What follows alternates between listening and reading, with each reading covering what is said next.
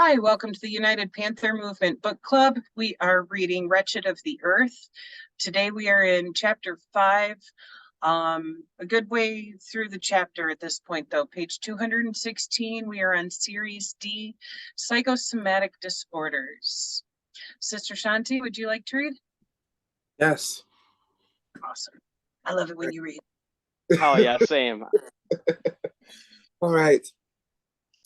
The increasing occurrence of mental illness and the rampant development of specific pathological conditions are not the only legacy of the colonial war in Algeria.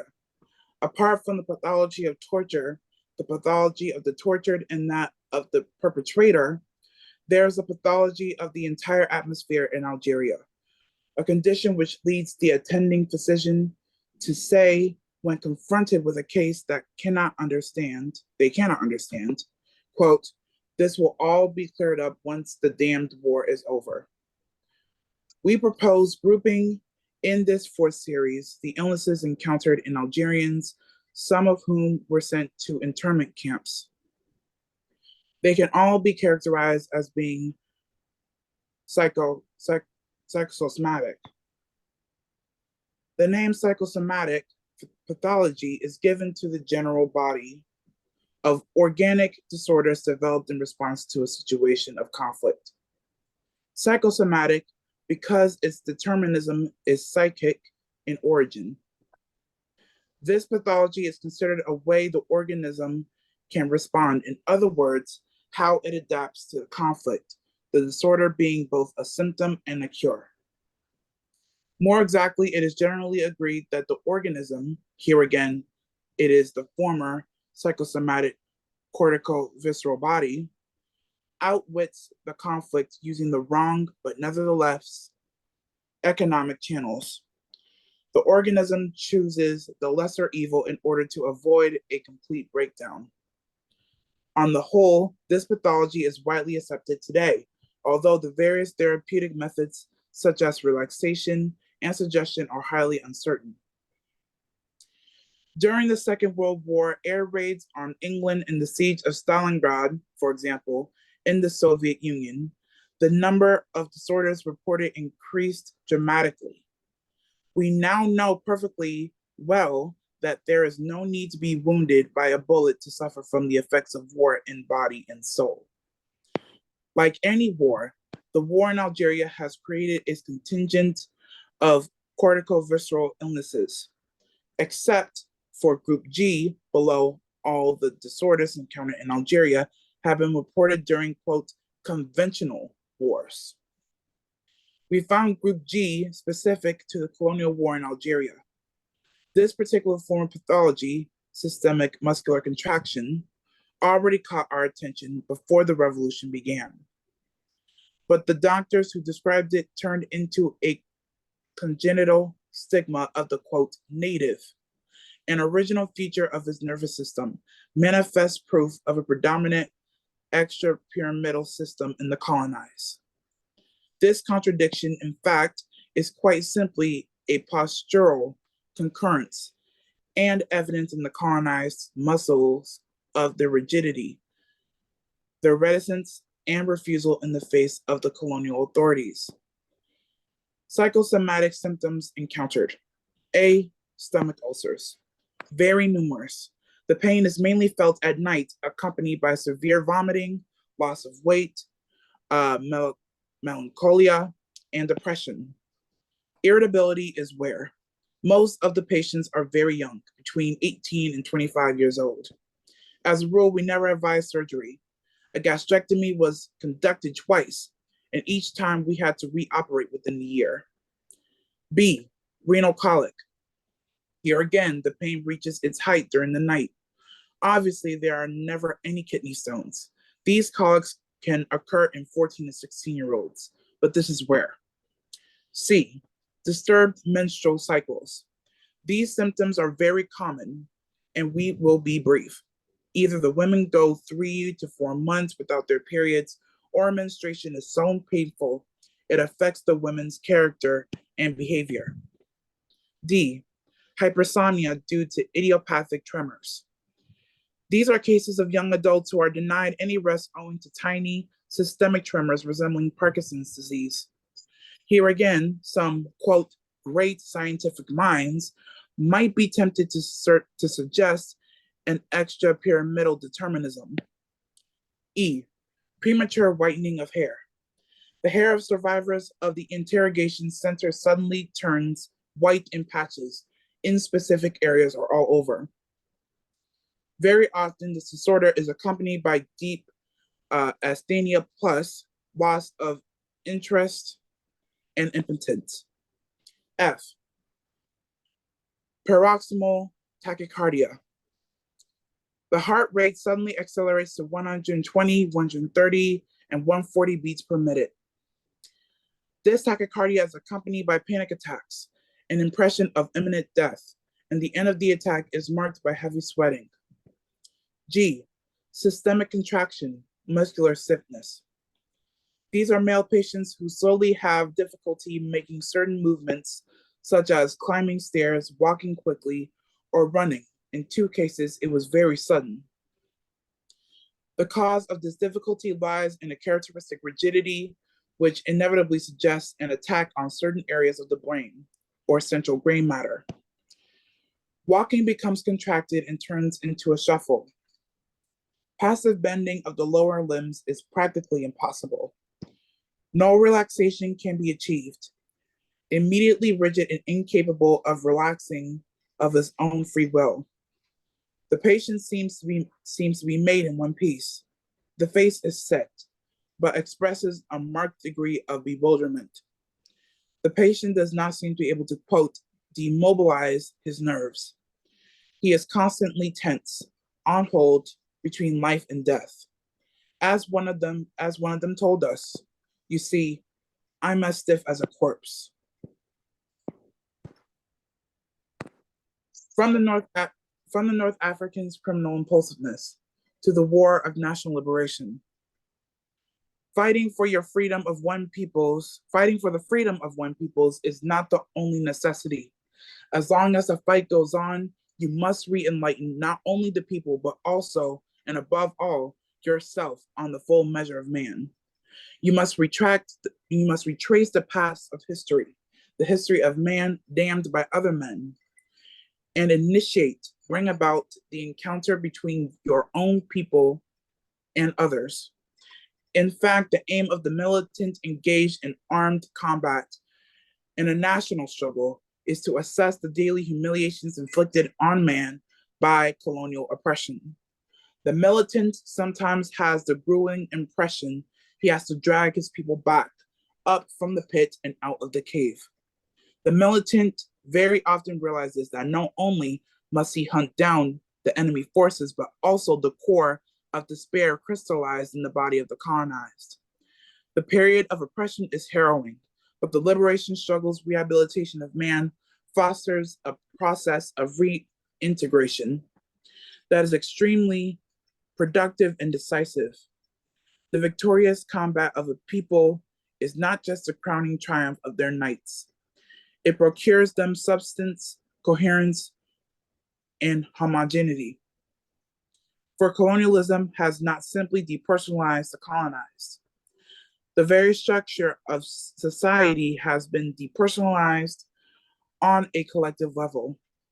A colonized people is thus reduced to a collection of individuals who owe their very existence to the presence of the colonizer. The combat waged by a people for their liberation leads them, depending on the circumstances, either to reject or to explode the so-called truth sown in their consciousness by the colonial regime, military occupation, and economic exploitation.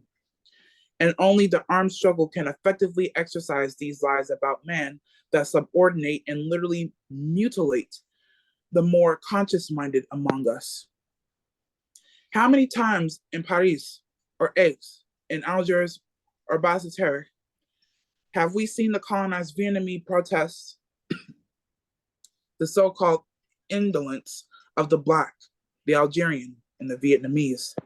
And yet, in a colonial regime, if a fellow were a zealous worker or a Black were to confuse a break from work, they would be quite simply considered pathological cases.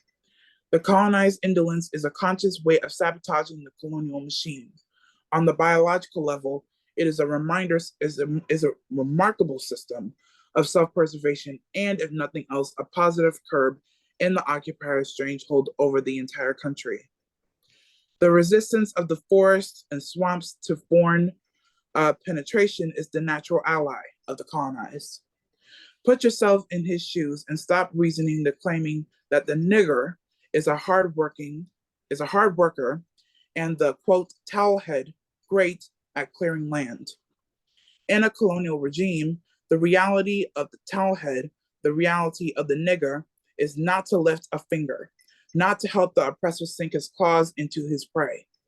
The duty of the colonized subject who has not yet arrived at a political consciousness or decision to reject the oppressor is to have the slightest effort literally dragged out of him. This is where non-cooperation, or at least minimal cooperation, clearly materializes. These observations regarding the colonized disposition to work could also be applied to the colonized's attitude toward the colonizer's laws, his taxes, and the colonial system. Under a colonial regime, gratitude, sincerity, and honor are hollow words. Over recent years, I have had the opportunity to verify the fundamental fact that honor, dignity, and integrity are only truly evident in the context of national and international unity. As soon as you and your fellow men are cut down like dogs, there is no other solution but to use every means available to reestablish your weight as a human being. You must therefore weigh as heavily as possible on your torturer's body so that his wits, which have wandered off somewhere, cannot last be restored to their human dimension. During the course of recent years, I have had the opportunity to witness the extraordinary examples of honor, self-sacrifice, love of life, and disregard for death in an Algeria at war. No, I am not going to sing the praises of the freedom fighters. A common observation that most hardline colonialists have not failed to note is that the Algerian fighter has an unusual way of fighting and dying. And no reference to Islam or paradise can explain the spirit of self-sacrifice when it comes to protecting his people or shielding his comrades. Then there is this deathly silence. The body, of course, cries out. The silence that suffocates the torturer. Here we find the old law stating that anything alive cannot afford to remain still while the nation is set in motion, while man both demands and claims his infinite humanity. One of the characteristics of the Algerian people established by colonialism is their appalling criminality. Prior to 1954, magistrates, police, lawyers, journalists, and medical examiners were unanimous that the Algerians' criminality posed a problem. The Algerian, it was claimed, was a born criminal. A theory was elaborated and scientific proof was furnished. This theory was taught at universities for more than 20 years. Algerian medical students received this education, and slowly and imperceptibly, the elite, after having consented to colonialism, consented to the natural defects of the Algerian people, born idlers, born liars, born thieves, and born criminals. We propose here to expound this official theory to recall its basis in scientific reasoning. In the second stage, we shall receive the facts and endeavor to reinterpret them. The Algerian is an habitual killer. It's a fact. The magistrates will tell you that 4/5 of the cases heard involve assault and battery. The crime rate in Algeria is one of the highest in the world, they claim. There are no petty delinquents. When the Algerian, and this applies to all North Africans, puts himself on the wrong side of the law, he always goes to extremes. The Algerian is a savage killer, and his weapon of choice is the knife. The magistrates, quote, who know the country, have elaborated their own theory on the subject. The Kabyles, for example, prefer a revolver or shotgun. The Arabs from the plains have a preference for the knife. Some magistrates wonder whether the Algerian does not have a need to see blood. The Algerian, they will tell you, needs to feel the heat of blood and steep himself in his victim's blood. The magistrates and police officers very seriously hold forth on the connections between the Muslim psyche and blood. A number of magistrates even go so far as to say that killing a man for an Algerian means first and foremost slitting his throat. The savagery of the Algerian manifests itself in particular by the number of wounds, many of them inflicted unnecessarily after the victim's death. Autopsies undeniably establish this fact. The killer gives the impression he wanted to kill an incalculable number of times, given the equal deadliness of the wounds inflicted. The Algerian is a senseless killer. Very often, the magistrates and police officers are stunned by the motives for the murder: a gesture, an allusion, an ambiguous remark, a quarrel over the ownership of an olive tree or an animal that has strayed a few feet. The search for the cause, which is expected to justify and pin down the murder, in some cases a double or triple murder, turns up a hopelessly trivial motive, hence the frequent impression that the community is hiding the real motives. Finally, robbery by an Algerian is always breaking and entering, in some cases involving murder, in every case involving assault of the owner. All these elements focalizing on Algerian criminality appeared sufficiently evident to support an attempt at systematization. Since similar, though less implicit, observations have been conducted in Tunisia and Morocco, reference was increasingly made to North African criminality. For more than 30 years, under the constant direction of Professor Parat, professor of psychiatry at the Faculty of Algiers, several teams worked on defining this criminality's modes of expression and offering a sociological, functional, and anatomical interpretation. The main research work on the question conducted by Psychiatric School of the Faculty of Algiers will be the basis for our conclusions. Research findings conducted over more than a 20-year period were the subject, we recall, of lectures given by the chair of psychiatry. Consequently, the Algerian doctors who graduated from the Faculty of Algiers were forced to hear and learn that the Algerian is a born criminal. Moreover, I remember one of us in all seriousness expounding these theories he had learned and adding, quote, "It's hard to swallow, but it's been scientifically proved. The North African is a criminal. His predatory instinct a known fact and his unwieldy aggressiveness visible to the naked eye. The North African loves extremes, so you can never entirely trust him. Today, your best friend, tomorrow, your worst enemy. He is immune to nuances. Cartesianism is fundamentally foreign to him, and moderation, a sense of proportion and level-headedness, are contrary to his inner nature. The North African is violent, hereditarily violent. He finds it impossible to discipline himself and channel his instincts. Yes, the Algerian is congenially impulsive. But they tell us this impulsiveness is highly aggressive and generally homicidal. This explains, they say, the unorthodox behavior of the melancholic Algerian. French psychiatrists in Algeria were faced with a difficult problem. They have been trained to fear suicidal tendencies in a patient suffering from melancholia. The melancholic Algerian, however, kills. This disorder of the moral conscience, which is always accompanied by self-accusation and suicidal tendencies in the Algerian, takes the shape of homicidal instincts. The Algerian suffering from melancholia does not commit suicide. He kills. This is the homicidal melancholia elaborated by Professor Barat in the thesis of his pupil, Montserrat. How does the Algerian school account for this anomaly? Firstly, according to the school of Algiers, killing oneself is tantamount to examining one's own feelings, looking at oneself and practicing introspection.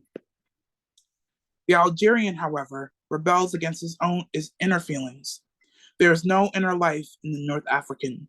On the contrary, the North African rids himself of his troubles by attacking the people around him. He has no sense of analysis. Since by definition, melancholia is a disorder of the moral conscience, it is obvious the Algerian can only develop pseudo-melancholias given the unreliability of his conscience and the fickleness of his moral sense. This incapability of the Algerian to analyze a situation, to organize a mental panorama makes perfect sense if we refer to the two types of casualty proposed by the French psychiatrist. First of all, his mental capacity. The Algerian is mentally, you know, the word. If we want to fully understand this basic point of departure, we must recall the semiology elaborated by the school of Algiers. The quote, native, it says, presents the following characteristics: complete or almost complete lack of emotivity, highly credulous and suggestible, doggedly stubborn, childlike mentality minus the curiosity of the European child, prone to accidents and pathetic reactions. The Algerian Bullshit. I'm telling you, This is making me angry. Hearing this shit's making me fucking angry. God fucking I'm damn. telling y'all, this is a lot, but this needs to be said.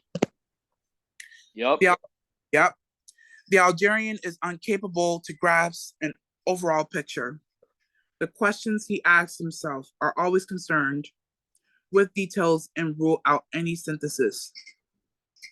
Pointillistic, attracted to objects, lost in details, and sensitive to ideas and closed to concepts. Verbal expression is reduced to a minimum. His movements are always impulsive and aggressive. Incapable of interpreting details on the basis of the overall picture, the Algerian absolutizes the component and takes one part for the whole. As a consequence, his reactions are generalizing when confronted with minor provocations or trivialities such as a fig tree, a gesture, or a sheep on his land. The congenital aggressiveness looks for objects, for outlets, and is content with the slightest pretext. It is aggressiveness in a pure state. The school of Algiers abandoned the phase of description for the next stage of clarification. It was in 1935, at the Congress of French-speaking psychiatrists and neurologists in Brussels, that Professor Perrot was to define the scientific basis for his theory. Discussing Baruch's report on hysteria, he indicated that, quote, the North African native, whose cortex and reflexes are poorly developed, is a primitive being whose essentially vegetative and an instinctive life is primarily governed by his Fanon. In order to gauge the importance of this discovery by Professor Perrot, we should recall that the characteristic which differentiates the human species from other vertebrates is the cortex. The diencephalon is one of the most primitive parts of the brain, and man is above all the vertebrae, governed by the cortex. For Professor Perrot, the life of the North African is governed by the diencephalic agents. This is tantamount to saying that the North African, in a certain way, is deprived of a cortex. Professor Perrot does not evade this contradiction, and in the April 1939 issue of Son Medical et Chirurgical, he states, in collaboration with his pupil Sutter, currently professor of psychiatry in Algiers, quote, primitivism is not a lack of maturity, an interrupted development of the mental psyche. It is a social condition which has reached the end of its evolution and is a logical adaptation to a life different from ours. Lastly, the professors address the very basis of the doctrine. Quote, this primitivism is not only a condition resulting from a specific upbringing, its foundations go far deeper, and we believe its substratum must lie in specific configuration of the architectonics, or at least of the dynamic hierarchical organization of the nervous system. We have observed that the impulsiveness of the Algerian, the frequency and nature of his murders, his permanent criminal tendencies, and his primitivism are no coincidences. We are in the presence of a coherent pattern of behavior and a coherent lifestyle which can be explained scientifically. The Algerian has no cortex, or to be more exact, like the inferior vertebrae, he is governed by his diencephalon. The cortical functions, if they exist, are extremely weak, virtually excluded from the brain's dynamics. There is therefore neither mystery nor paradox. The colonizer's reluctance to entrust the native with any kind of responsibility does not stem from racism or paternalism, but quite simply from a scientific assessment of the colonized limited biological possibilities. Let us end this overview by requesting Dr. Carruthers, an expert from the World Health Organization, to conclude with his findings throughout Africa. This international expert collected his primary observations in a book published in 1954. Dr. Carruthers practiced in Central and East Africa, but his findings matched those of the North African school. From the international expert, quote, the African uses his frontal lobes very little. All the peculiarities of African psychiatry can be envisaged in terms of frontal idleness. In order to make his point clear, Dr. Carruthers established a very vivid comparison. He puts forward the idea that the normal African is a lobotomized European. We know that the English-speaking school believe they have found a radical therapy for treating certain serious mental illnesses by practicing surgical incision in the front of the brain. This method has been abandoned since discovering the major damage it caused to the personality. According to Dr. Carruthers, the similarity between the normal African and the lobotomized European is striking. After having studied the work of various researchers practicing throughout Africa, Dr. Carruthers gives us a conclusion that establishes a uniform concept of the African.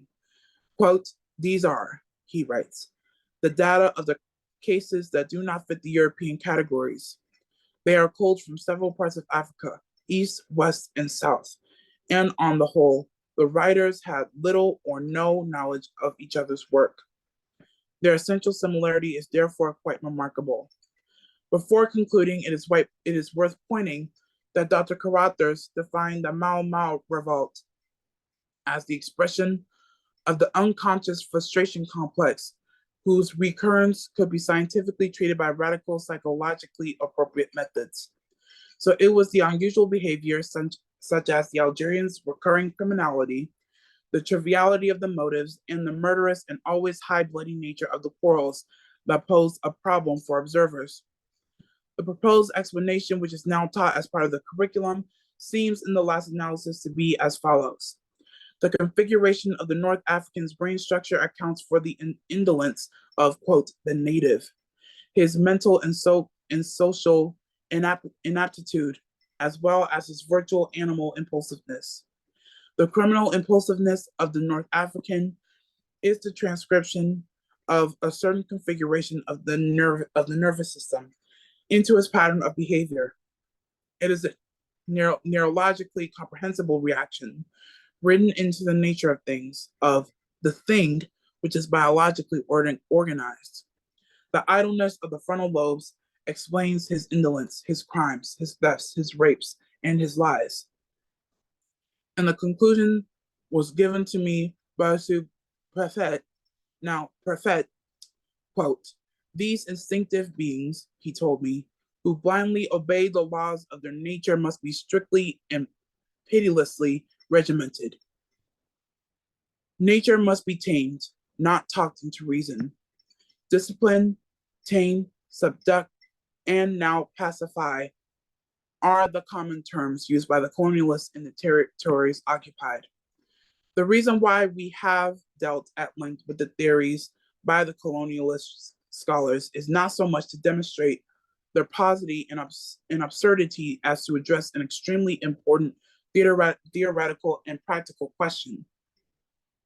Algerian criminality, in fact, was given relatively little attention among the questions which the revolution was confronted with and the issues which were raised during discussions on political enlightenment and demystification. But the few debates on the subject were so constructive that they enabled us to examine further and better identify the notion of individual and social freedom. When the question of Algerian criminality is broached with leaders and militants in the heat of revolution, when the average number of crimes, misdemeanors, and thefts in the period prior to the revolution are brought to light, when it is explained that the physiognomy of a crime and the occurrence of misdemeanors are based on the relationships between men and women, between man and the state, and everyone gets the message. When we see the notion of the Algerian or North African as born criminal dislodged before our very eyes, a notion which was also planted in the Algerians' consciousness, because after all, quote, we are a bad, quick-tempered, aggressive people, and that's the way we are, then yes, we can say the revolution is making progress. The major theoretical problem is that the insult to man, which is in ourselves, must be identified, demystified, and hunted down at all times and at all places. We must not expect the nation to produce new men. We must not expect men to change imperceptibly as the revolution constantly innovates. It is true both processes are important, but it is the consciousness that needs help. If the revolution in practice is meant to be totally liberating and exceptionally productive, everything must be accounted for. The revolutionary feels a particularly strong need to totalize events, to handle everything, to settle everything, to assume responsibility for everything. The consciousness then does not balk at thinking back or marking time if need be. This is the reason why, as a combat unit progresses in the field, the end of an ambush does not mean cause for respite, but the very moment for the consciousness to go one step further, since everything must work in unison. Yes, the Algerians spontaneously acknowledged that magistrates and police officers were right. This narcissistic aspect of Algerian criminality as a manifestation of genuine virility had to be tackled again and reconsidered in the light of colonial history. By showing, for example, how the criminality of the Algerians in France fundamentally differ from the criminality of the Algerians directly subjected to colonial exploitation. A second aspect caught our attention. In Algeria, criminality among Algerians occurred practically in a closed circle. The Algerians robbed each other, tore each other to pieces, and killed each other. In Algeria, the Algerians seldom attacked the French and avoided quarreling with them. In France, however, the immigrants' criminality crossed boundaries between communities and social categories. In France, the Algerian criminality is diminishing. It is mainly directed at the French, and the motives are entirely new. One paradox, however, helped us considerably to get the militants to understand that since 1954, common law crimes have virtually disappeared. Gone are the quarrels, the disputes over minor details ending in homicide. Gone the explosive fits of rage because the neighbor caught sight of my wife's forehead or left shoulder. The national struggle appears to have channeled all this anger and nationalized every effective and emotional reaction. The French magistrates and lawyers have already noted this, but the militant had to be made aware of it and understand the reasons. We now had to find an explanation.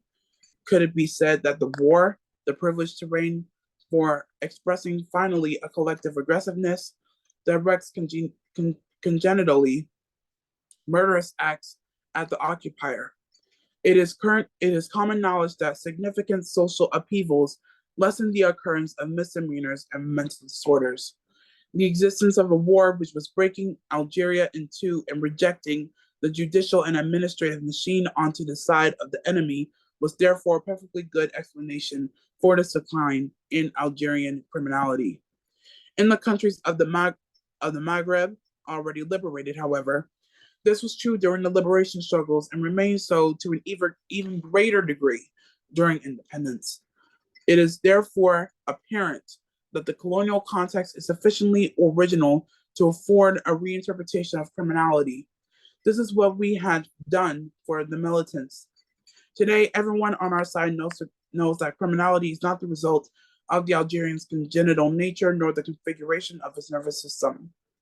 The war in Algeria and wars of national liberation bring out the true protagonists.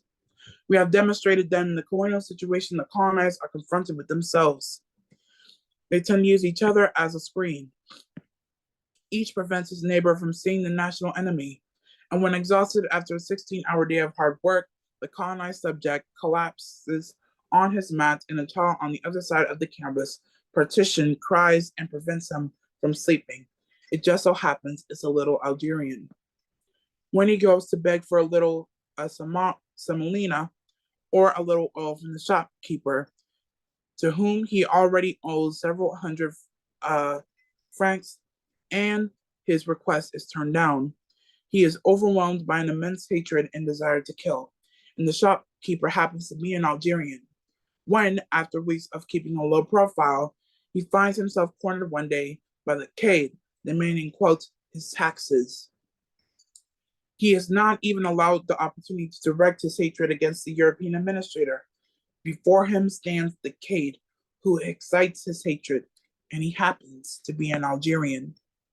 Exposed to daily incitement to murder resulting from famine, eviction from his room for unpaid rent, a mother's withered breasts, children who are nothing but skin and bone, the closure of a worksite, and the jobless who hang around the foreman like crows, the colonized subject comes to see his fellow man as a relentless enemy. If he steps his bare foot on a large stone in his path, it is a fellow countryman who has put it there. And the meager olives he was about to pick, here are X's children who have eaten them during the night. Yes, during the colonial period in Algeria and elsewhere, a lot of things can be committed for a few pounds of semolina. One can kill. You need to use your imagination to understand these things, or your memory. In the concentration camps, men killed each other for a morsel of bread. I can recall one horrible scene. It was in Iran in 1944. From the military camp where we were waiting to embark, the soldiers threw bits of bread to some Algerian children who fought for them in a frenzy of rage and hatred. The veterinarian could no doubt explain these events in terms of the famous, quote, pecking order, noted in farmyards where the corn is bitterly fought over. The strongest birds gobble up all the grain while the less aggressive grow visibly thinner. Any colony tends to become one vast farmyard, one vast concentration camp where the only law is that of the knife. In Algeria, everything has changed since the War of National Liberation.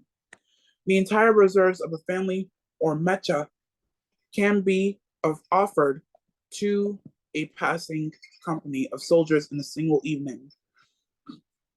A family can lend its only donkey to carry a wounded fighter. And when several days later, the owner learns the animal was gunned down by a plane, he will not sling curses or threats. Instead of questioning the death of his donkey, he will anxiously ask whether the wounded man is safe and sound. Under a colonial regime, no crime is too petty for a loaf of bread or a wretched sheep. Under a colonial regime, man's relationship with the physical world in history is connected to food. In the context of oppression like that of Algeria for the colonized, living does not mean embodying a set of values, does not mean integrating oneself into the coherent, constructive development of a world. To live simply means not to die. To exist means staying alive. Every day grown is a victory. not the result of hard work, but a victory celebrating a triumph over life. Stealing dates, therefore, or allowing one sheep to eat the neighbor's grass is not a disregard for property rights or breaking the law or disrespect. There are attempts at murder. Once you have seen the men and women in Kabylia struggling down into the valley for weeks on end to bring up salt in little baskets, you can understand that theft is attempted murder and not a peccadillo. The sole obsession is the needs to fill that ever-shrinking stomach, however little it demands. Who do you take it out on? The French are down on the plain with the police, the army, and their tanks. In the mountains, there are only Algerians. Up above, heaven with its promises of an afterlife. Down below, the French with their firm promises of jail, beating, and executions. Inevitably, you stumble up against yourself. Here lies this core of self-hatred that characterizes ritual conflict in segregated societies. The criminality of the Algerian, his impulsiveness, the savagery of his murders are not, therefore, the consequence of how his nervous system is organized or specific character traits, but the direct result of the colonial situation. The fact that the Algerian patriots discussed this issue, that they were not afraid to challenge the beliefs inculcated in them by colonialism, that they understood each was a screen for the other, and in reality, they were committing suicide by pitting themselves against their neighbor, was to have an immense impact on the revolutionary consciousness. Once again, the colonized subject fights in order to put an end to domination, but he must also endure that all the untruths planted within him by the oppressor are eliminated. In a colonial regime such as the ones in Algeria, the idea taught by colonialism impacted not only the European minority, but also the Algerian. Total liberation involves every facet of the personality. The ambush or the skirmish, the torture or the massacre of one's comrades entrenches the determination to win, revives the unconscious, and nurtures the imagination.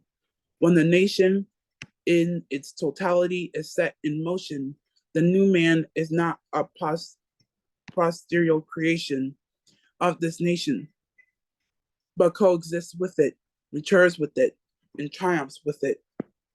This dialectical prerequisite explains the resistance to accommodating forms of colonialism or window dressing. Independence is not a magic ritual, but an indispensable condition for men and women to exist in true liberation. In other words, to master all the material resources necessary for a radical transformation of society. Since that was a decent length section already, if you want, we can save the conclusion for next week and dive into discussing this. Starting with holy fuck. I know. Oh my God. I mean, it's kind of one of those things where I can see why he followed up the case studies with this specifically, because what he just said in this section reflects directly back on what he was observing in those case studies. No fucking wonder so many of his patients were dealing with such turmoil and having physical symptoms brought on by their psychological ones, when this is the fuckery that they were dealing with that literally causes severe PTSD in countless other fucking situations psychologically that have a direct impact on the body. Like, I wouldn't be able to fucking sleep either if that's the conditions I was living in. Yeah, it's a lot. And in simple words, this is psychological warfare. It messes with your entire body. It messes with your entire spirit. You're in your mind. You're not even you anymore. You're just now have this thirst for killing, for committing any kind of violence, because the impact of colonialism The impact of colonialism is that you're not supposed to be human. You don't think like a human. You don't Right. think like your own. You think exactly what colonialism entails. The conditions, the material conditions that it creates, especially in a modern context, poverty, homelessness, gun violence, drug addiction, alcoholism, sexual violence, especially amongst youth, grooming, your mind is poisoned and you don't know who you are. And you have this thirst for a affirmation of self-power, an affirmation of the destroyed of a cortex in your mind and in your spirit that is completely tainted, that is completely depleted, that is essentially destroyed with this thirst for self-power in the forms of extreme acts of violence that colonialism largely is responsible for. And all of that, it's a lot. It's a lot, but that's exactly what happened back then, and it's still happening now. So it's been happening. Every area where you see colonization having have happened, I can't fucking talk. Every area where you see systemic racism come into play, whether it's here or back in fucking Nazi Germany, the ideology that they're saying there is the fucking same.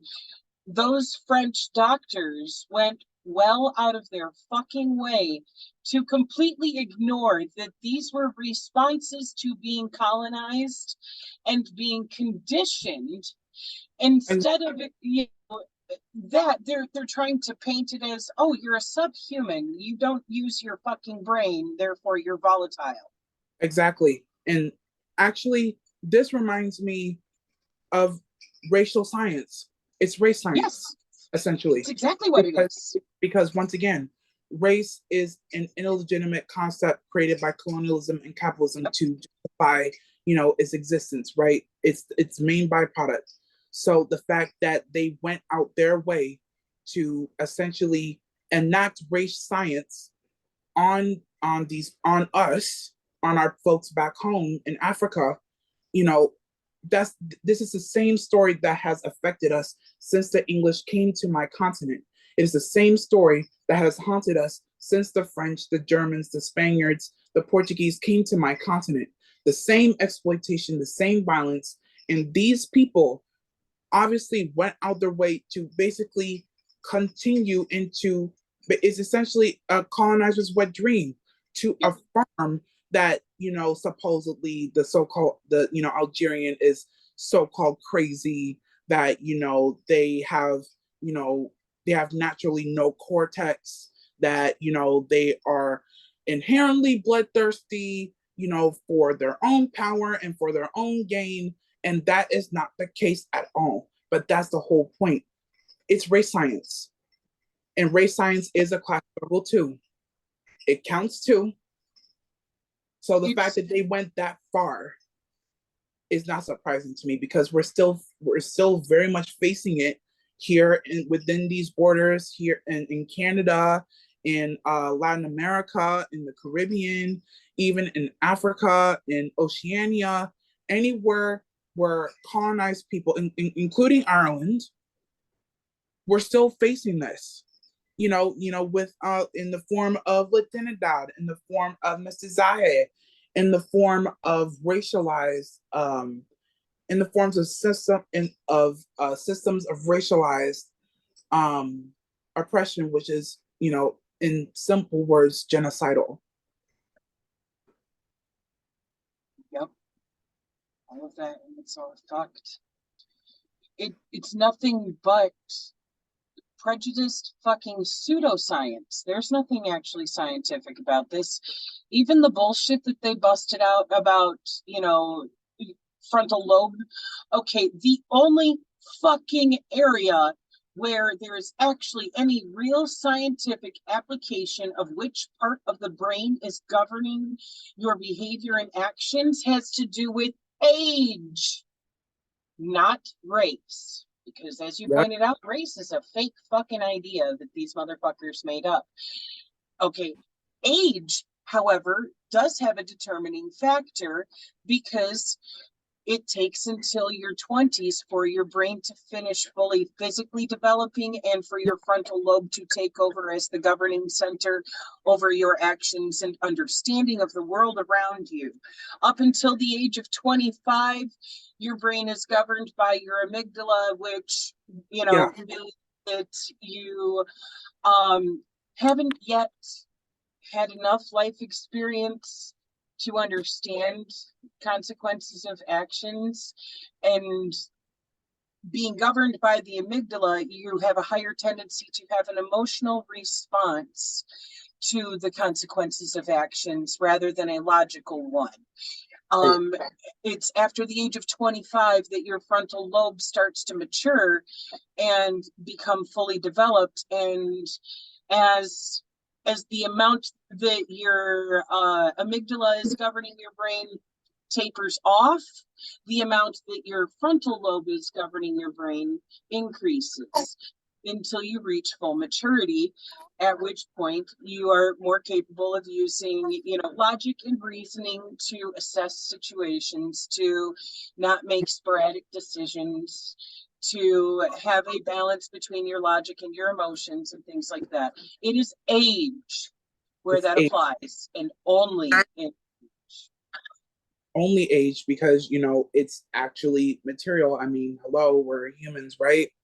So right. it applies to everybody. It applies to everyone, including nature itself. So so the fact that and on top of that, whatever happens to you before you reach 25 is a determining factor in how you're going to be aware of yourself and what happens around you and to you. It's a big determining factor. So I mean, like, the fact that once again they went that I mean, these are French people we're talking about. So it's not surprising that they would even go that far. I mean, because once again, this is colonialism.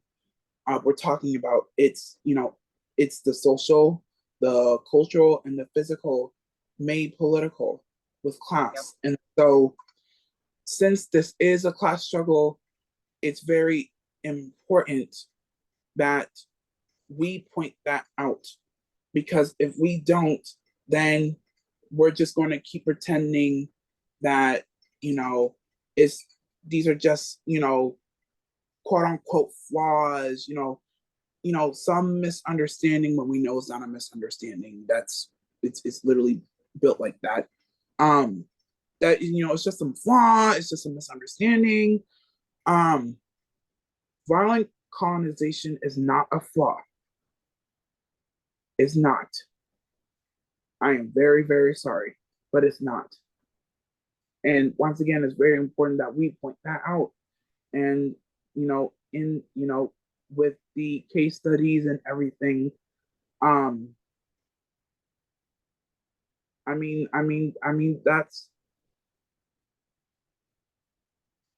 that's all colonialism entails right there. Just read those case studies alone. You'll have your answer right there. Right. Right, because those case studies were actually analyzing what was happening with the patients. And then in this section afterwards, it's breaking down what these colonizer fucking doctors wanted to pseudoscience their way into some bullshit to try to justify their colonization, to try to justify their authoritarianism, and trying to basically be a police state over the colony, as if you know, like they really wanted to convince themselves that they were a superior form of human and therefore had the right and were entitled to come and do this shit to people. Like it's fucked. It's fucked. It's a class hierarchy too.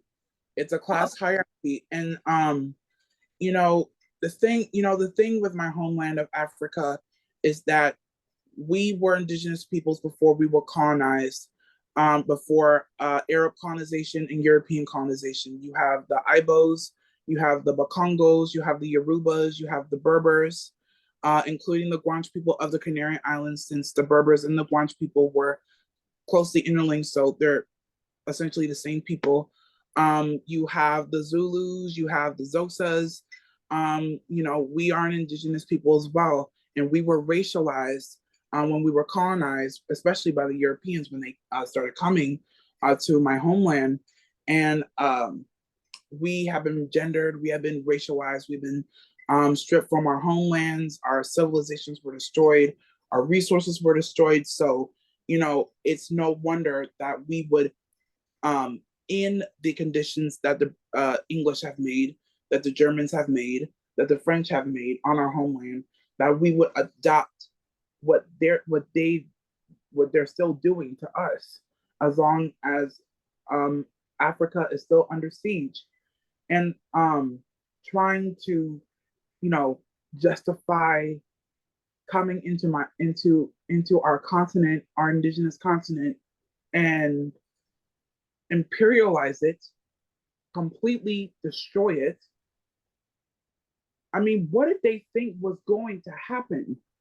What did they think was going to happen? I mean, look at the Congo Angola Basin with the French. You know what I'm saying? Like, it's a lot of, King Leopold, killing millions of indigenous Africans for our labor.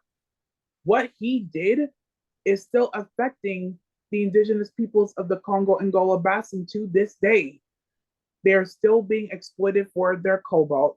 They are still being exploited for their rubber. So it's no surprise that psychologically, sociopsychologically speaking, they would adopt the actions in the mind of the colonizer, of the imperializer, of the oppressor. And once again, it's very, very important to note this, because once again, we are hyper racialized people and we are hyper imperialized people. So once again, that means that, there are a lot of neo-colonial puppets, a lot of neo-colonial entities, including the military complex from the US and the states that are occupying our continent. It's a very, very complex history of colonialism and neo-colonialism, but it has to be confronted in all areas, because it's deeply affected us psychologically, with the Ma'afa, or the so-called slave trade, when our indigenous ancestors were kidnapped and taken here to this continent, stripped of who they are, and we know it's a million times worse. We know that. I mean, we all should know that. And, that kind of carried, through the years, as, as long as this system still exists, as long as colonialism exists, as long as, capitalism exists, as long as these systems exist, we will continue to be psychologically affected and not quite be easily able to pull ourselves back into reality, in a liberatory revolutionary sense, especially since it surrounds all of us and we're in it 24/7. Once again, as long as these systems, continue to exist and, suck us and the earth dry, this will continue. And it's important for us to have systems in place where we can be able to kind of reel it back in, so that we don't psychologically collapse under it. Well said. And it reminds me of Bell Hook's book, Killing Rage, Ending Racism, where she breaks down a lot of these psychological effects of being colonized people and being mind fucked with conditioning into, this ideology of, oh, well, these groups are less human than those groups, etc. And the fact that it invokes a very valid, reasonable level of volatility of wanting to kill your fucking oppressor. Why? Because they are killing you from the inside out. They're killing your soul, they're killing your fucking mind, and they're killing your body with the classism bullshit that denies you resources. So it's under those contexts, it's completely fucking understandable to have such a killing rage. It is a killing rage, and and even with that in Africa, we are still under a Holocaust of our own. It's no different from Jewish people because it's a class struggle. So, we are still going through a Holocaust 403 years later, and probably, I think, a bit longer than that.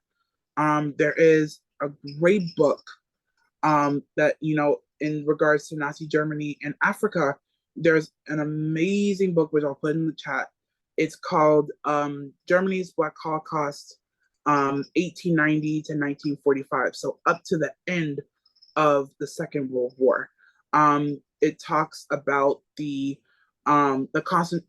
there were also concentration camps, the same concentration camps that the Germans have made against the Jewish people. It happened to us, to our indigenous kin back in Africa too, and especially in Namibia. There was a lot of casualties with the concentration camps there at the time.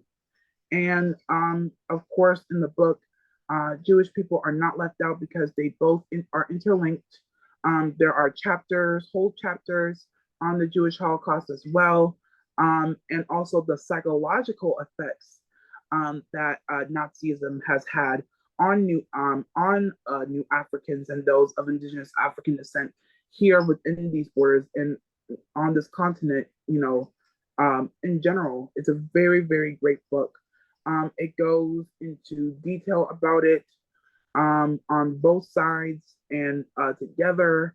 It even talks about a new African who had a European mother that was influenced by Nazism with such searing hatred against his so-called blackness of his African blood that he had committed hate violence because he was so influenced by Nazism and by his hatred, his fabricated hatred for his African identity.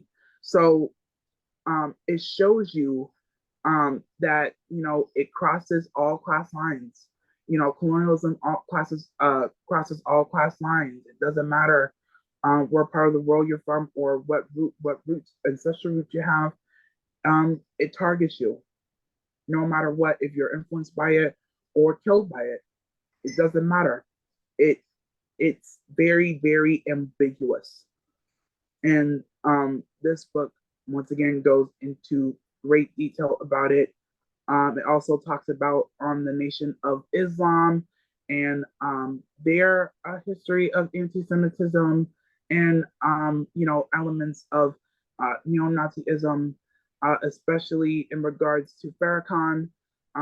It goes into detail about that as well. So I will put the book in the chat because it's very, very, very important that we confront this history and not try to revise it and try to hide behind it and try to be, sweet talkative with it, because this is the reality of colonialism. This is the reality of our conditions under colonialism, under a capitalist world. And if we don't confront it, then it will carry on to the next generation and the next generation and the next generation, if we can even get there, as long as these systems exist.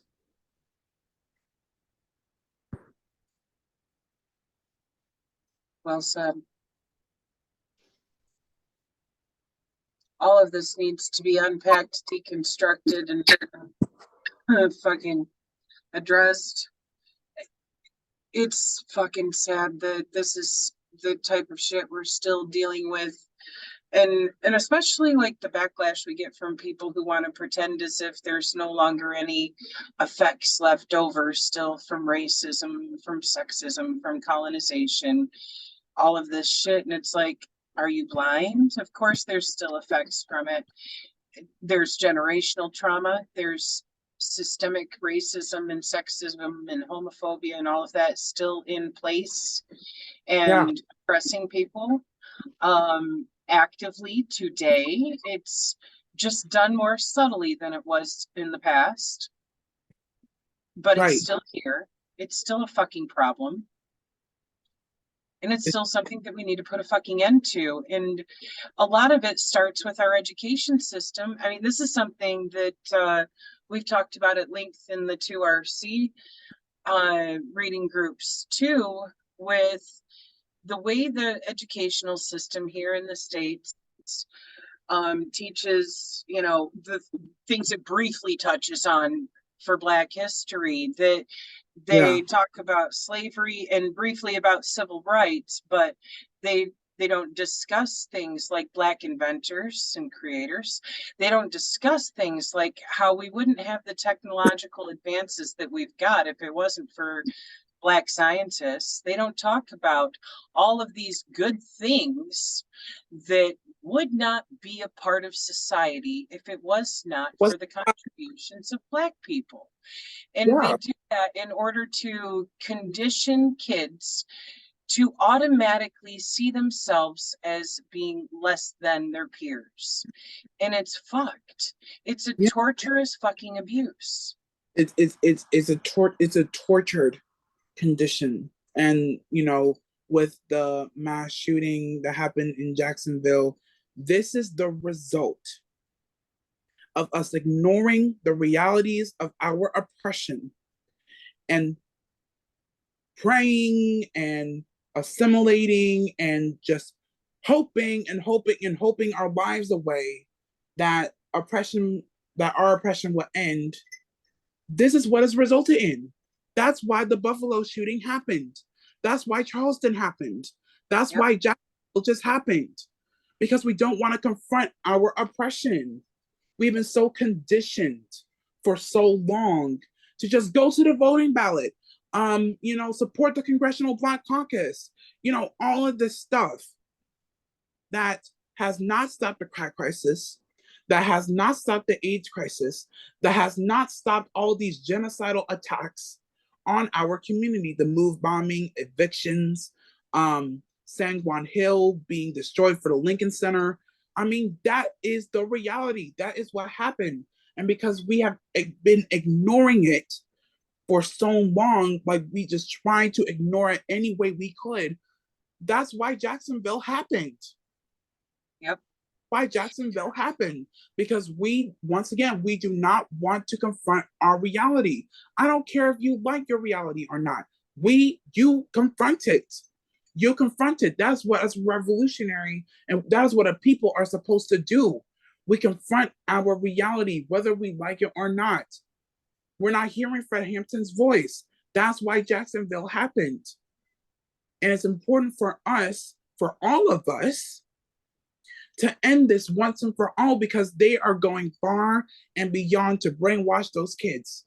They are going far and beyond to control our destiny, to control our livelihood, and give us whatever is, quote, best for us, you know, according to the pig entities that are destroying Florida, that are destroying the oppressed citizens of the South, of New Africa, of Aslan. And, you know, they're going far and beyond to train kids into being fascist, to not believe that climate change is a result of colonialism and capitalism. To think that indigenous Africans that were brought here learned skills, even though they destroyed our civilizations, destroyed our identity, took our resources, destroyed our land, kidnapped us, and brought us here to harvest sugar, to harvest cotton. I mean, they said that it's trillions of dollars in today's dollars that we have made, from chattel slavery alone. Yep. That is not a flaw. It is not a feeling. It is not a flaw. It is not a misunderstanding. That's exactly why we need to have liberation schools back. We need to have these survival programs back, because right now everything is just seemed to come to a standstill.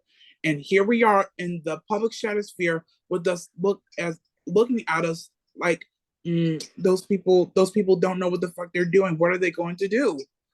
What are we going to do about it? Because one more day passes without us not starting to organize and become principled to fight back to decolonize everything that has affected us for the past 531 years. It's one day more of ammunition against our life, more attacks on our community, more killings against disabled people, more people getting disabled, more of the ocean heating up, more weather patterns that are completely thrown out because we want to keep giving capitalism a chance. There's no more chances. There's no more chances. Y'all know the root causes of the violence in our communities. Y'all know the root causes of it. But y'all preach so hard for us to assimilate and to be part of the state, to be a part of these entities that, it's, a happy day. No, it's not a happy day. It was never a happy day for 531 years. That's what they lied to you about. And I talked about this yesterday for the Young Lords book. They, there are youth that are, politically democratic and Republican, oblivious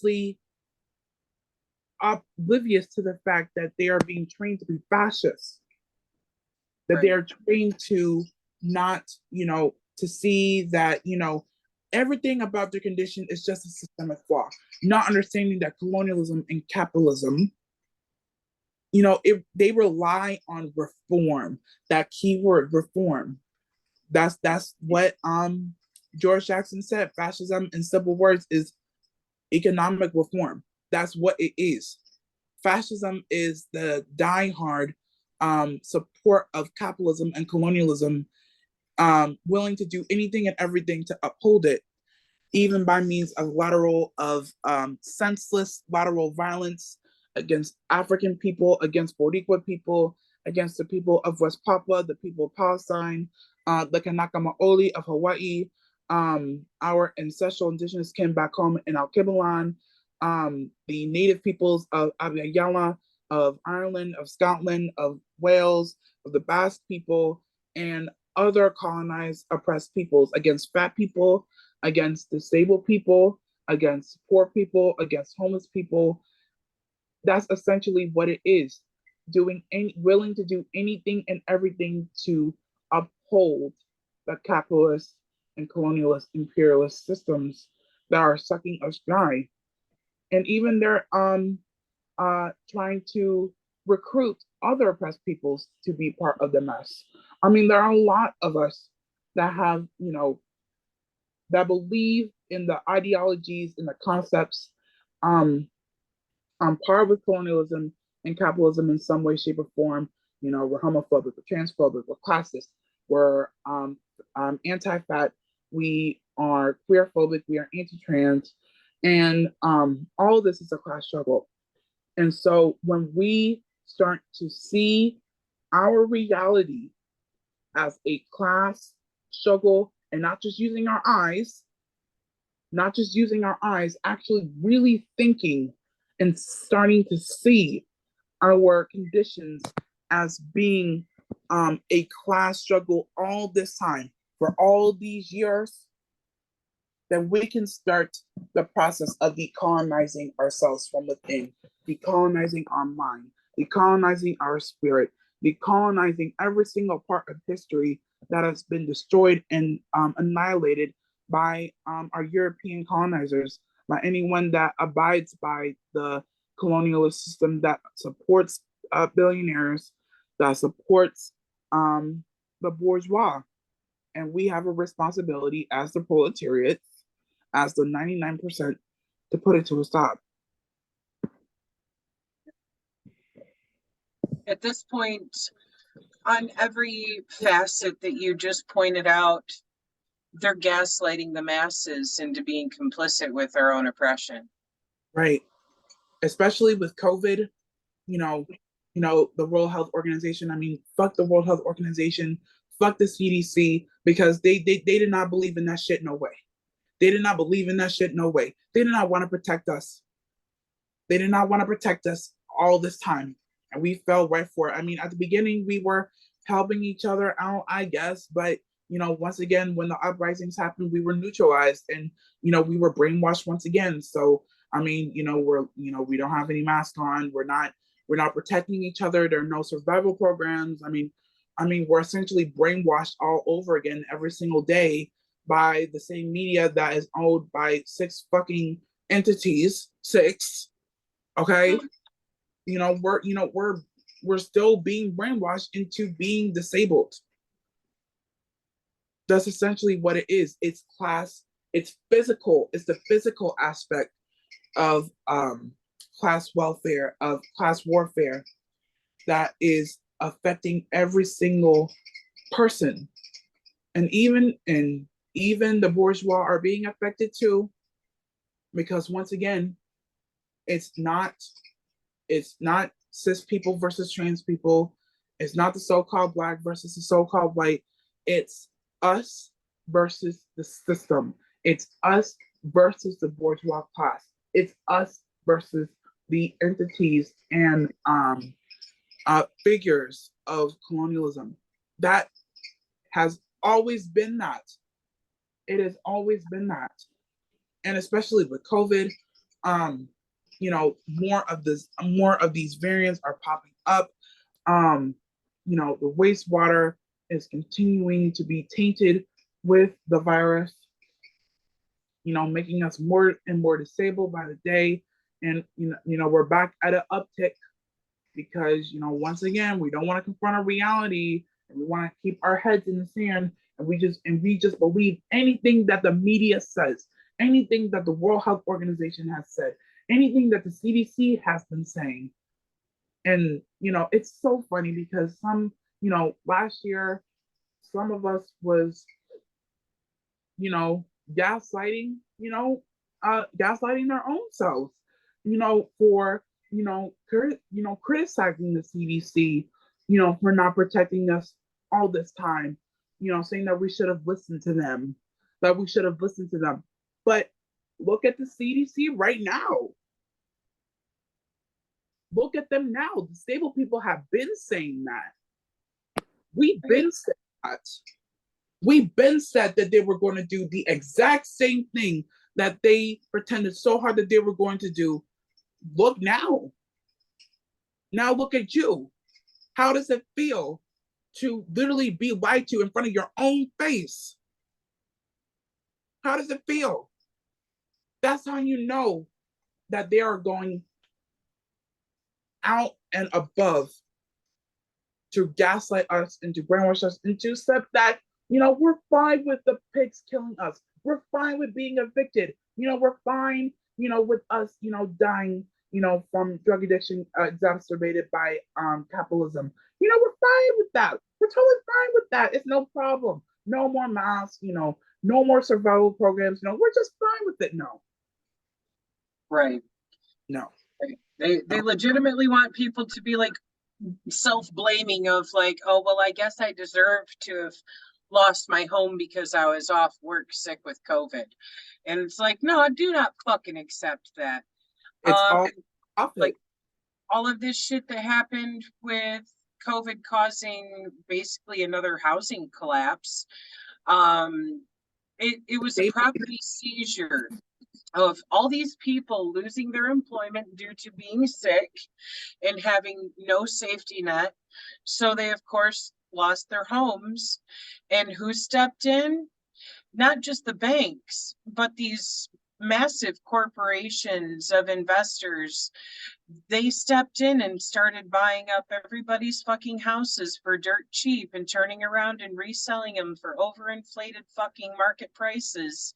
and No fucking way that those houses are worth that fucking much, but they did that to be able to exploit. And the ones that they haven't sold to other investors to rent out, these corporations of investors have now become the landlords doing the renting out. And that's why we've seen rent fucking skyrocket again in the last couple of years, where at this point it's fucking ridiculous that in a predicament. You're looking at $1,500 to $2,000 for just a fucking 1-bedroom apartment or a studio. A studio. And it's like, are y'all okay with this? Are we okay with having warfare against us happen like this? Like, are we okay with this happening to us? And we sit back nothing when a poor person is evicted or literally shot by a landlord because they would not leave. Our right to housing, our right to have food, our right to have water, our right to have comfortable, size inclusive clothes. Like, are we really okay with this? I mean, we've seen this happen in East Harlem. We've seen it happen in Harlem. We've seen it in Chicago. We've seen it in Detroit. We've seen it in Miami.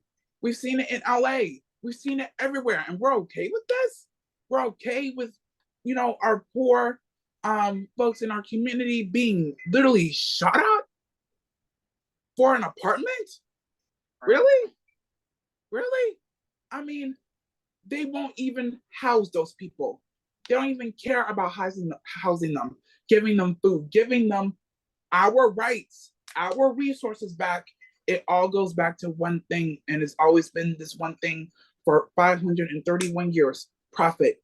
And they'll do anything and everything to get their profit and get more and more and more, even if it means killing our communities, even deeming our neighborhoods as quote unquote slums, kicking us out for all these places. I mean, for example, the Atlanta Civic Center used to be Buttermilk Bottom.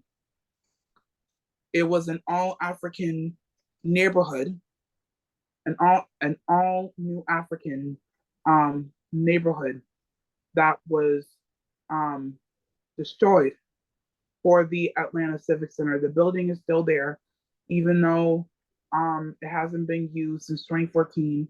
That's a symbol of urban genocide. San Juan Hill with the Lincoln Center for jazz. Those people are still alive today. Even the Santa Monica Civic Auditorium. There was a new African neighborhood there, and a European investor came in and bought the land and kicked those people out and built that auditorium. I mean, this is urban genocide in real time.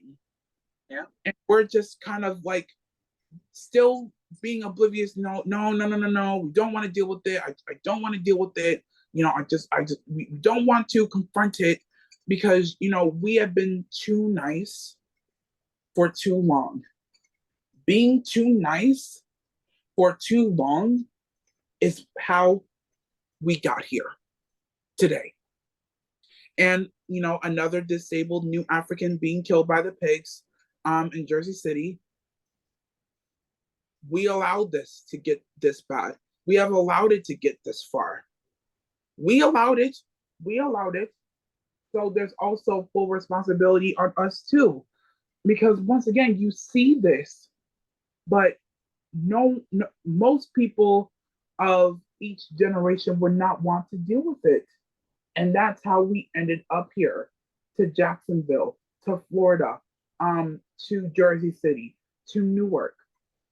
That's how we ended up here, to NYC. A Boricua man just was killed by an off-duty officer, is sued for the NYPD with a 40-pound cooler. This is happening. This is happening in real time. In real time. And that man was a father too. So their kids are going to be oblivious to the fact that a pig killed their father. This is happening. It's the truth. It's the truth. It's the truth. Whether you like it or not, you are being killed and you're going to systemic fraud your way to an early grave. We're going to systemic fraud, systemic misunderstanding our way to an early death because we don't want to organize, because there's no systems in place. Those systems haven't been in place for so long that we just kind of got used to the circus. It's a whole circus, and there's no excuse for it. And this is a 19-year-old saying this. There's no excuse. There's absolutely no excuse why you would want to purposely ignore the reality of your oppression, of our oppression. There's no excuse for it. And there's no more excuses now. It's now or never. Either you're going to fight for your freedom or you're not. Your choice. Make your choice. Yeah, that's why I've been arguing with people for fucking years of fuck your apathy. When are you going to give a fuck? Because the people around you are dying. Are you not going to give a fuck until the gun's pointed at your fucking head individually? Because you should be giving a fuck when you see the people around you fucking dying. Fuck your apathy. It's time to stand the fuck up and do something about this. Apathy is how we got exactly where we are, of people being like, oh, but at least it's not as bad as it used to be. Motherfucker, that don't mean it's as good as it should be. You too. It will happen to you too. There was a cis woman that owned a bookstore in California, and a quote unquote ally, I guess you could say, to gender and sexual variant people. And she was killed over a pride flag. Mm-hmm. So that shows you that we have been saying this for years and no one wanted to listen. And now you have 4 cis people dead within, the past 2 months because no one wanted to listen to us. And y'all think that because, you have been raised on a lie, essentially, that you know every single thing. No. It's not us against you. It's us, all of us, versus the system. It's always been that way. You're literally going to be willfully ignorant your way to an early death, just like what happened with the cis woman here. We've been said this. It's all a class struggle. It does not matter how sweet you try to dress it up. It doesn't matter. It's a class struggle through and through. And the longer that we continue to ignore it, the more of us will die. The longer we ignore it, the more our water will continue to heat up. And more of our nature will continue to be the victims of it. The longer we continue to ignore it, the more our destiny will be destroyed. Because no one wanted to put their foot down and open their mouth. And that's exactly what we read in Young Lord's book last night. We're literally under siege. We literally have a gun up to our heads by these pigs because they dare us to do something. We are going to do something, but it's that willpower to finally snap out of it.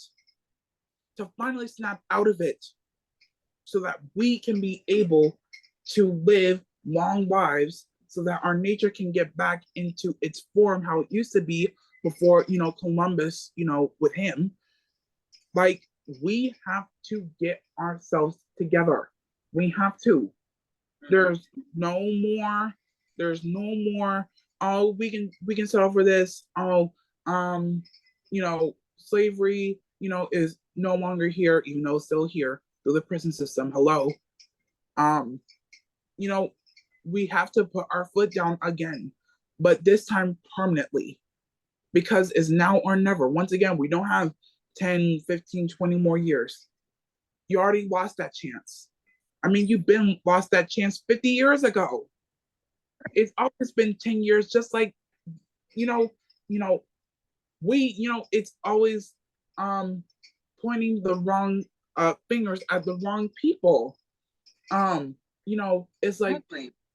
yeah. And these bigots out here who want to pretend as if, like for the racist ones, they want to pretend as if Black, brown, and red people are the cause of their problems in their life, or the fucking homophobes who want to pretend as if gay or trans people are the cause of the problems in their life. And it's like, no, stupid, wake the fuck up. The bourgeoisie is the fucking system all the itself work. Is the cause of the problems in your life. It's the bourgeoisie causing all those problems. The bourgeoisie is the reason why you were gendered as a boy at birth. The bourgeoisie is the reason why you were gendered as a girl at birth. The bourgeoisie is the reason why intersex people are still face violence. Because once again, sex does not exist either. It's a class struggle too, because we did not have that kind of thought in our minds. Indigenous Africans never thought that. Indigenous people of Abya, we never thought that way. That was Europe. That was the bourgeois people. That's the ruling class. Yeah. That have all these labels and foreign labels on us to justify their profit, to justify their existence. And even with the migrant situation, with migrants from Venezuela and the Maya communities of El Salvador and Honduras, literally being genocided out their land and being told by these assimilated figures that they are illegal on their own land. Right. On their own land. And especially here in Chicago, you have assimilated new Africans, or the so-called Black authoritarian left, that say that because these migrants are being given $3,000 a month, and the city does not care for them. They never care for our asses. That's the point. And maybe the reason why they're being given $3,000 per month is for them to shut up about their oppression. Like, how ignorant can you get?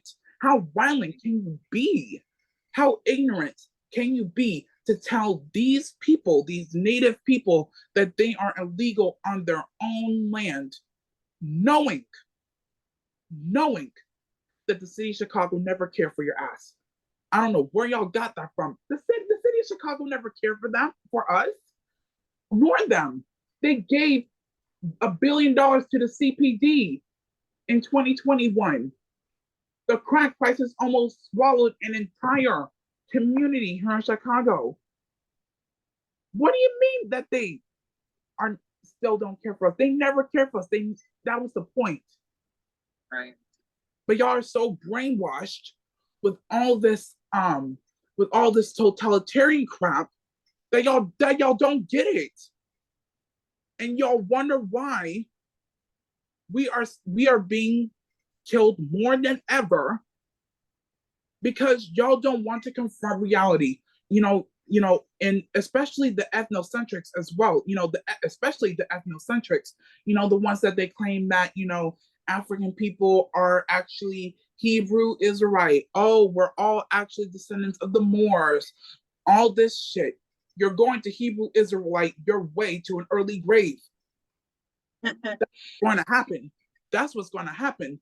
Especially there are some Boricuas that are part of this Hebrew Israelite cult. I follow a Taino woman from Florida, and she posted a video of this Boricua man clearly brainwashed, saying that Boricua is actually a Hebrew name, which is not. And she checked his ass for it, and rightfully so, because like he's Boricua himself. How can you be that ignorant against yourself, against your identity, against your history? Being lied to by the education system is one of the main ways. It's, And a it's, lot of that comes down to a complete misunderstanding, even about that area of like West Asia and North Africa having always had an amalgam of people of various shades of the rainbow. And this idea of, oh, well, all Black people are original Hebrews then is just a weird extrapolation that is false. The only part that's true is that amongst the Jewish tribes, there were people of white, brown, and Black color. That in one ethnic group, yes, you will find every shade of the rainbow, and it's simply because of the location, because of acclimations to environment, that history. in this area where there was huge trade routes, where there was a lot of blending of various ethnic groups there, that there was a lot of people from every fucking where that happened to marry into Jewish families. Yeah, And they were so, intermixed. exactly. And it's one of those things where it's like, okay, just because there are Black people who are Jewish doesn't mean that all Black people are Jewish. And I remember this coming up with Kanye West's anti-Semitic bullshit, and people trying to defend him, saying, well, he's Black, therefore he's a Semite, so how can he be anti-Semitic? And it's like, whoa, just because some Jews are Black doesn't mean all Blacks are Jews, and that does not make Kanye a fucking Jew and able to spout a bunch of anti-Semitic fucking bullshit and have a fucking free pass on that shit. Right. I mean, we did not come from fairy tale Israel. We came from Africa. That's where we came from. We came from the Ibos. We came from the Yorubas. We came from the Temes. We came from the Mendes. We came from the Bakongos. We came from the indigenous African groups that were kidnapped. That's who we descend from. We did not descend from some fairy tale place. We descend from an indigenous cradle of life, a continent that is an indigenous cradle of life, just like Abya Yala is an indigenous cradle of life. Even though I don't even care if we did have or didn't have history pre-colonization on this continent. I don't care about that. That's not the question. It's not the question of who has the biggest pyramid. I don't care. I don't care. What matters is our plight for liberation and our histories interlinking with each other, regardless if we have history on this continent or not. I don't care. But our history is already interlinked. We are the same people. We don't have to be on this continent pre-colonization to affirm that. And for them to try to revise history and trying to make African people out to be some people that we're not, let alone from a fairy tale place, it's violent and it's ignorant, willfully ignorant. It's willfully ignorant. And once again, that's how we ended up here. It genuinely is willful ignorance. Completely ignoring, the fact that, for one, Africa itself is the cradle of all human life. Ignoring that as people migrated out of Africa in the first branches of the human diaspora, Yeah. it's, those who moved into West Asia, real place, Israel idea, West Asia, real. I don't even like the term Middle East because it's only Middle East in adjacency and it's to a colonial term as well. Right. Yeah. It's a colonial term as well. I think either a British general, either an English general came up with that term, or it's a US army general that came up with that term, but either way, it does have colonizer origin. Middle East, so I say West Asia and Arabia instead of the Middle East because it's not the Middle East, it's West Asia and Arabia. They're essentially next to each other. So Well, I mean, even technically, Arabia is part of West Asia. If you're Arabic, you are West Asian. If you are Hebrew, you are West Asian. You know, no. That's a real identity. If you are from India, then you are Southwest Asian, etc. It's still part of the continent of Asia, and still part of it. As people moved into these areas, our phenotypes changed to acclimate to environment, where, okay, some people had less pigment then because of moving slightly further away from the equator and needing to absorb more vitamin D. We also developed hooded eyelids to protect our eyes from the glare of the sun off the fucking sand, etc. These are simply acclimations to environment to environment is. And same goes for the people who eventually moved into Europe and lost almost all of their pigment because they had a greater need for ability to absorb sunlight to produce vitamin D. It is simply some fucking, changes in phenotype to adjust to environment in order to survive. And they tried to take that and twist Darwin's theories as far as this idea of survival of the fittest and tried to claim that as being some kind of superiority complex. And it's like, no, you're just best adapted for your environment, whereas people who still live in Africa and have nice, rich, dark pigment are best adapted for their environment because, that's kind of needed to protect the sun, and things like that. And it's like, there is no superior form of human being. It's just, do you have adaptations to allow your survival in your fucking environment, period? If so, hey, congratulations on being progeny of survivors. That makes everybody who is alive today supreme in that capacity of their body adapted to their environment where they're at. It doesn't make them superior to anybody else. Exactly. And, all human beings are genetically, related to each other. So that makes the concept of race completely illegitimate because, we all have human things. We all have human things. So the fact of the matter is, this is a class struggle. Once again, this is a class struggle. These are not natural material things. It is a fabricated concept, a fabricated system of capitalism. Because once again, racism, it's main byproduct. So they have to rely on this fake concept in order to justify why they need profit, why they have to destroy nature on Earth in order to get, their day's worth of wealth. And so, especially when you look at Oceania is a very, very great example. Many of the indigenous peoples of Oceania, including the Aboriginals of so-called Australia, of West Papua, of the Fiji Islands, etc. Those were the main indigenous peoples that have direct archaeological origin from our homeland many, many, many, many years ago.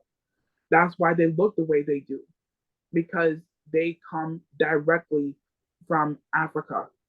So, once again, they are racial. They were the first ones to be classified as being so-called Black before they started to target indigenous Africans when colonization really started to take form. But there is a Black struggle with the Aboriginals of so-called Australia as well, as a reclamation of their identity, of their pride, of their heritage, because there are still a lot of Aboriginals in so-called Australia and Aotearoa, which is so-called New Zealand.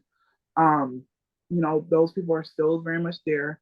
The people of West Papua and Papua New Guinea, they are Afro-Indigenous peoples as well, being under attack genocidally by the colonial state of Indonesia, because we know that the land that now entails so-called Indonesia was colonized by the Dutch.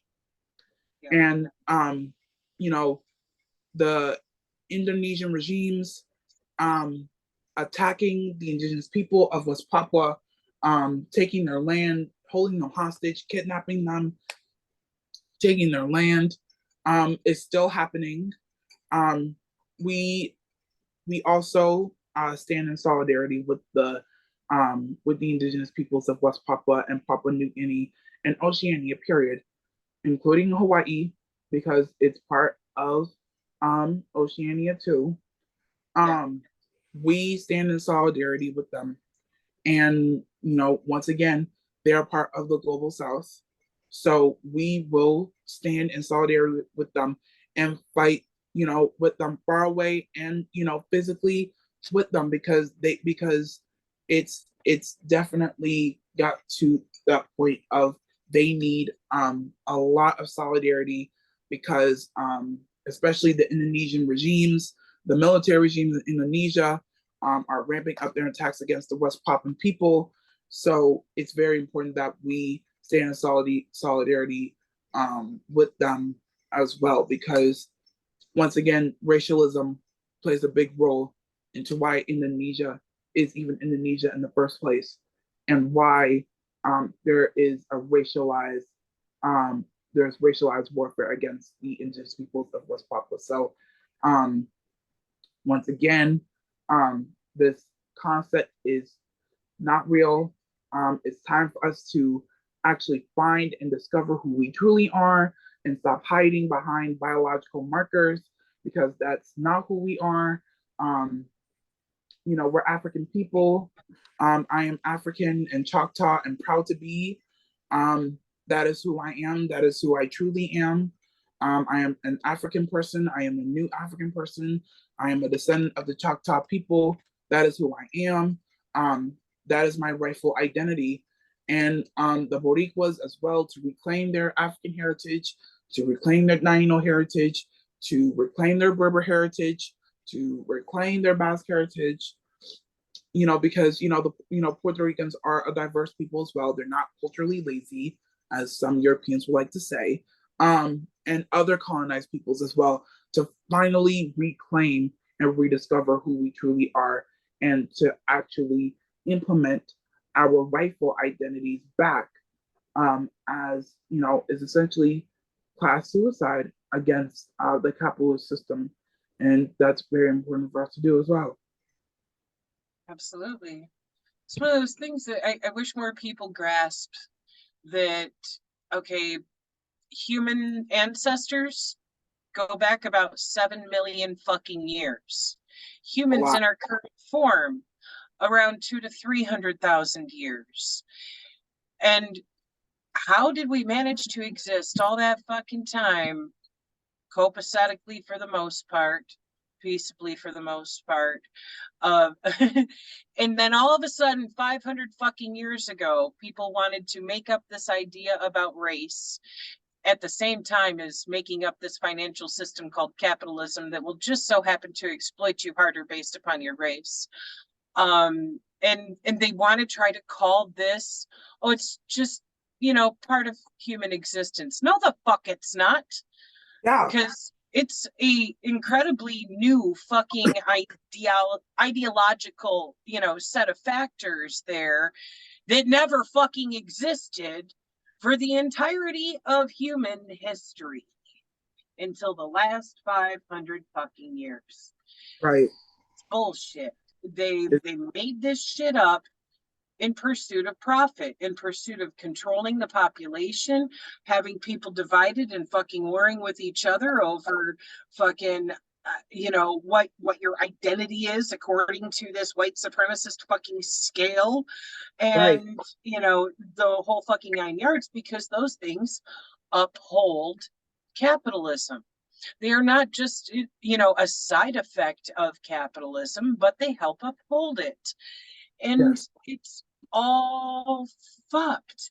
And they even came to that point because of another like 1500 years prior to that of using sexism and patriarchy as a tool to control the masses. And they discovered how effective bigotry was, and they were like, fuck, let's expand on this. Because after having experienced already that with sexism and patriarchy, it's easy to subjugate the entirety of the masses if you automatically subjugate half of them based on gender to the other half.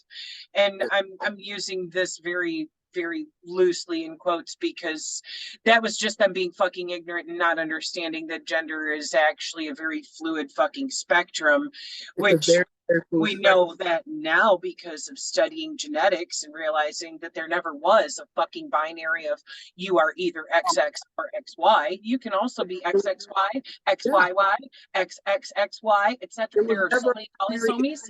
It's unreal. It was never a binary to begin with. Biology is not fixed. If it were fixed, we would be dead. Right. I mean, you can be a so-called male and be able to conceive a child. It happens. There are people that exist like that. I've seen one on TikTok of this person that is XY, right? Yep. And can be able to conceive a child. Those people exist. It's always been like that. And gender is not either. We indigenous Africans, the descendants of indigenous Africans, the descendants of native peoples of Abya, of native communities here, we had our own gender fluidity. We never had the so-called man and woman and stuff like that. That was added when colonization started to happen to us. And so they added that to our history. But that's not who we are. We are a gender fluid people. We defy the concept of gender and sex, no matter what. It doesn't matter how hard you try to hide from it. We defy gender no matter what. We are a gender defying people. Indigenous peoples and their many descendants are a gender fluid, gender defying people. No matter what, we defy gender. We defy the concept of sex. We do. Right. And well, I mean, it's the only fucking logical path there, because the fact of the matter is, okay, even if your blood test comes back as XX or XY, you can still have specific tissues in your body governed by the other. So like you don't even have to have a trisomy or other form of sex chromosome polysomy. It can be completely divided where like, okay, this person's blood test that you're referring to came back as XY, yet clearly they have a uterus too on the inside if they're able to get pregnant. So they have a specific tissue being governed by XX chromosomes, and that has everything to do with hormone exposure in utero, of how your body actually fucking develops and which parts of your body are being actually governed by which sex chromosomes. It's fucking ridiculous that people don't even want to learn about some of these complexities, think that they know it all because in third grade they got told that you're either XX or XY.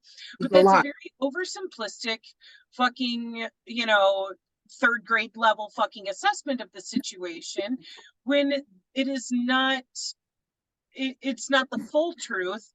Therefore, how can it be true?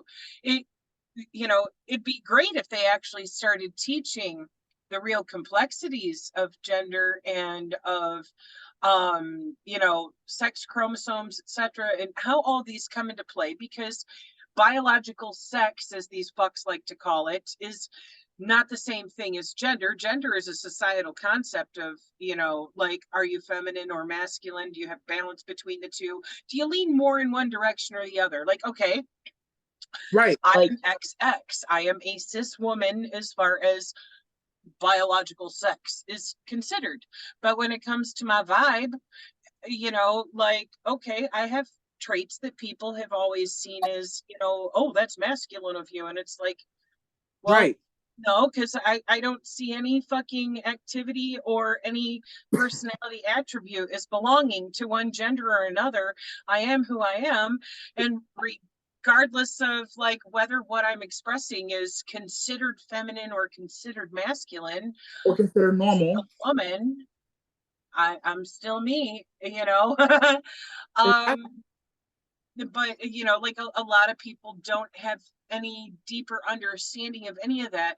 They think, oh well, if you're XX, then you must just love cooking, cleaning, and thinking about making babies and feeding babies and being a mommy maid. And And it's that's like, a colonial no. idea. It's a colonial idea. And even with that, masculinity and femininity are not fixed either. Right. They have defined properties just like everything else. With me, I always known I was a feminine person, but I, you know, it fluctuates. You know, it fluctuates in the way I express, you know, how I experience my gender, you know, because I'm genderless. Um, it just depends on the mood. And so like these colonial ideas is what they promote in, you know, the so-called schools, the, you know, the capitalist slave factories, the indoctrination schools, you know what I'm saying? You know, that's, you know, they promote that, you know, that our so-called sex is who we are and we have to stay that way, or, you know, or else. But once again, biology is not fixed, gender is not fixed, how you express gender is not fixed. And that they want to completely take away from the newer generation of children coming up, because, you know, they want to control, quote unquote, what's best for us, even though we know, even though we fully know who we are. We don't need any 40-year-old telling us that we don't know who the hell we are. We do know. We do know. You know yourself better than any fucking buddy else does. I'm pretty sure that's up to you to communicate with other people who the fuck you really are, not for them to try to tell you who you need to be because of their fucking baseline assessment of, well, I looked at you, so I'm presuming you're this, that, or the other. You know, like hell, I've had people try to tell me even that because I'm assertive, that makes me masculine, because they just think that feminine means fucking demure and submissive. And I'm like, well, you bumped your fucking head there, you know? Well, like, I fooled y'all. Like, come on. It's not that hard to literally understand it. But, you know, once again, with capitalism, they twist it and they make it seem like this is the reality and we have to uphold to that. But no, it's just fascist thinking of like, you'd better only exist how I'm okay with you existing, or we're gonna eradicate you fucks. And it's like, fuck you, fascist. You know, it's another one of those moments where, wow, hearing this kind of stuff makes me feel a little stabby. Get the fuck out of here with the fascist bullshit, people. You know, I don't get what's wrong with these motherfuckers who literally think that they're entitled to like pass laws criminalizing how other people exist. Exactly. You know, it's essentially not laws, and by that it's essentially just a small, quote unquote, affirmation of our basic right for life-saving, gender-affirming care, for safe abortions, for safe reproductive care, for, you know, anything else outside of food, housing, water, all that. And then 15 years down the line, it's literally like shot down as means of power. I mean, look at Roe v. Wade. Look at what's happening in the South. The governmental forces controlling what's best for us, even though we know who we are, even though children know who they are. We are our own people, just like everyone else. But because we're an oppressed class, we are not given any kind of agency. We're not given any kind of agency like that. And so, with the destruction of capitalism and colonialism, gives us full autonomy as human beings, just like everyone else, to be able to have a say so, just like everybody else, to be able to determine our mind and how we experience ourselves, just like everybody else. We have that right, but we can't exist go unbothered and unharmed.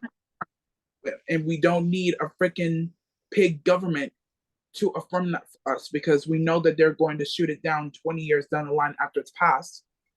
So, well, that's because they're owned by the church first and foremost. The biggest lobbying groups in this fucking country are either A, billionaires, or B, these church amalgamations that have also made themselves billionaires with televangelism, selling their fucking videos and bullshit.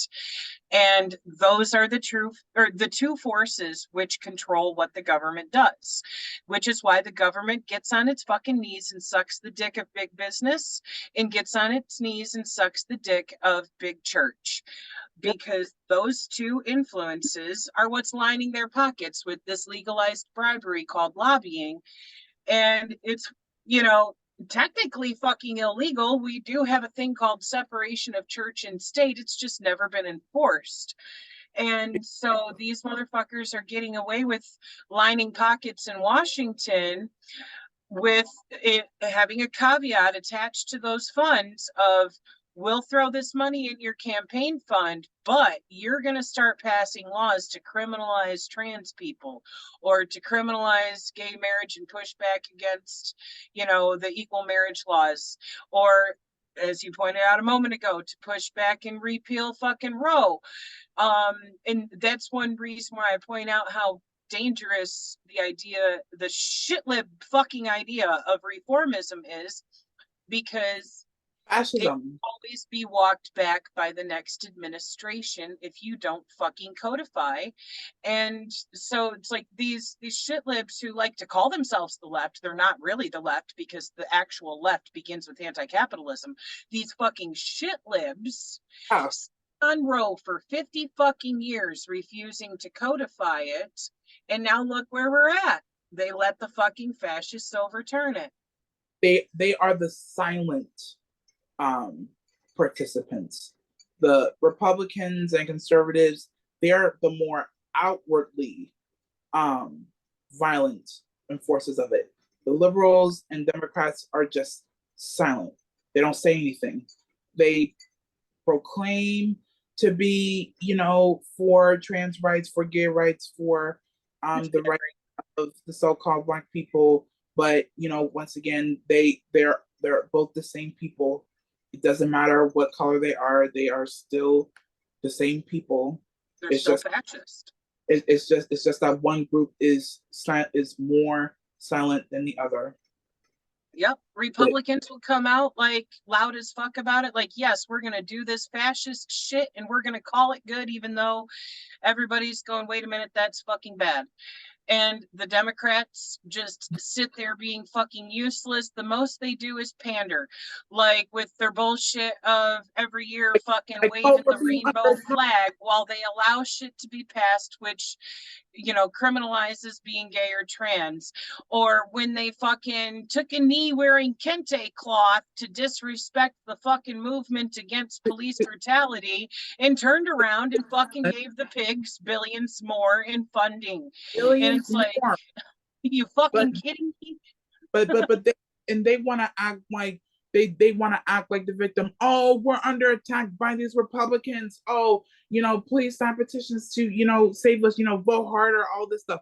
They do that tactic to win you over because you're already vulnerable because of the capitalist conditions. So you'll do anything that, the so-called goody two-shoes people preach what they say, but the reality is they're just mad that, they are part of the problem, just like the entire US government. Once again, this empire is only that, an empire. It's not a nation, it's not a country, it's a capitalist paradise, essentially. It's essentially what it is. You have native land turned into cities, towns, suburbs, whatever. Water turned into commodities, food and plants poisoned and resold, making us sick and ill down the line, slowly killing us.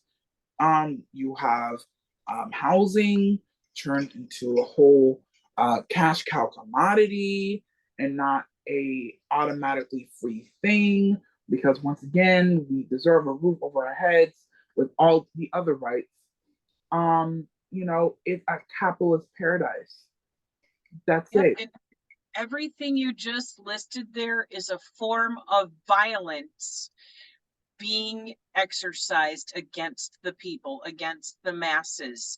It is violence to deny someone housing. It is violence to deny someone food. It is violence to deny them health care. It is violence to deny people the education necessary to fucking understand the world around you and to be able to survive in it.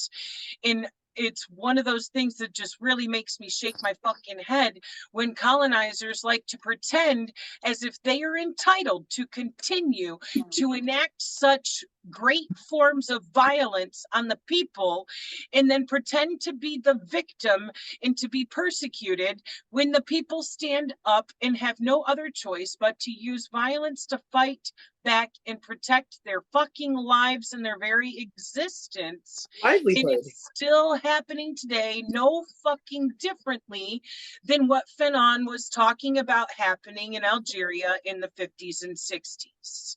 And that's exactly the same thing. It's exactly the same thing. And I'll say one more thing because it's over 2 hours. But I'll say this: we need once again to put our foot down once and for all and say out to our ancestors up in down in the sea, up to the freaking sky, up to the sun, that enough is enough. Enough. We are putting our foot down. We are not gonna go to the voting ballots anymore because clearly that hasn't worked for the past 150 years. It has killed us. It has destroyed our communities. It has destroyed our sense of unity. It has destroyed our plights. And we have finally had enough of it. We have had enough of these pig capitalists talking sweet to us, winning them over our support, only for the drug crisis to get worse, for our communities to be under surveillance, for gun violence to occur. They are the reason why African children are still dying from gun violence. They are the reason why we are being evicted.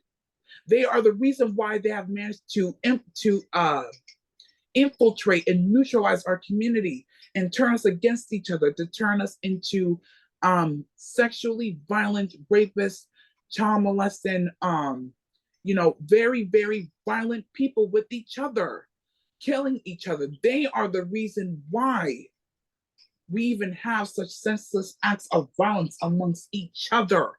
They are the reason why we are in such disarray. They are the reason why the youth are assimilating. They are the reason.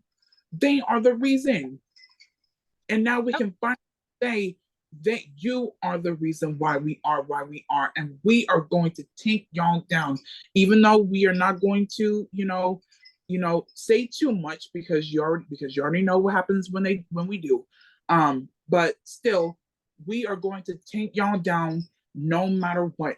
We are going to decolonize the years of trauma and poison that has implemented every single fabric of our people and our history and our community. We are going to decolonize each other and ourselves from the inside out, so that it can be, we can finally reclaim our rightful roots, our rightful identity, who we are as African people, as Boricua people, as West Papua people, as Palestinians, etc., and everything in between, as colonized people, to finally hear our ancestors' voices, to finally hear George Jackson's voice, to finally hear the Taino leaders' voices, to finally hear them once and for all. And we can finally start training in whatever capacity we could, because some of us do have trauma, from gun violence and stuff, so we can be creative with that. We don't have to be on the front lines, because we can be creative with that too. Everyone has a helping hand in the revolution, and enough is enough. And when we finally can proclaim that enough is enough, that we are not sitting idly by, just ignoring our reality as we waste our livelihoods and our earth, our land that we have grazed for thousands and thousands of years. When we finally say out of our mouth, out of our mind, enough is enough.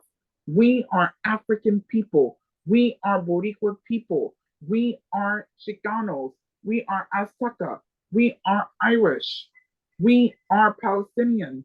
That is who we are.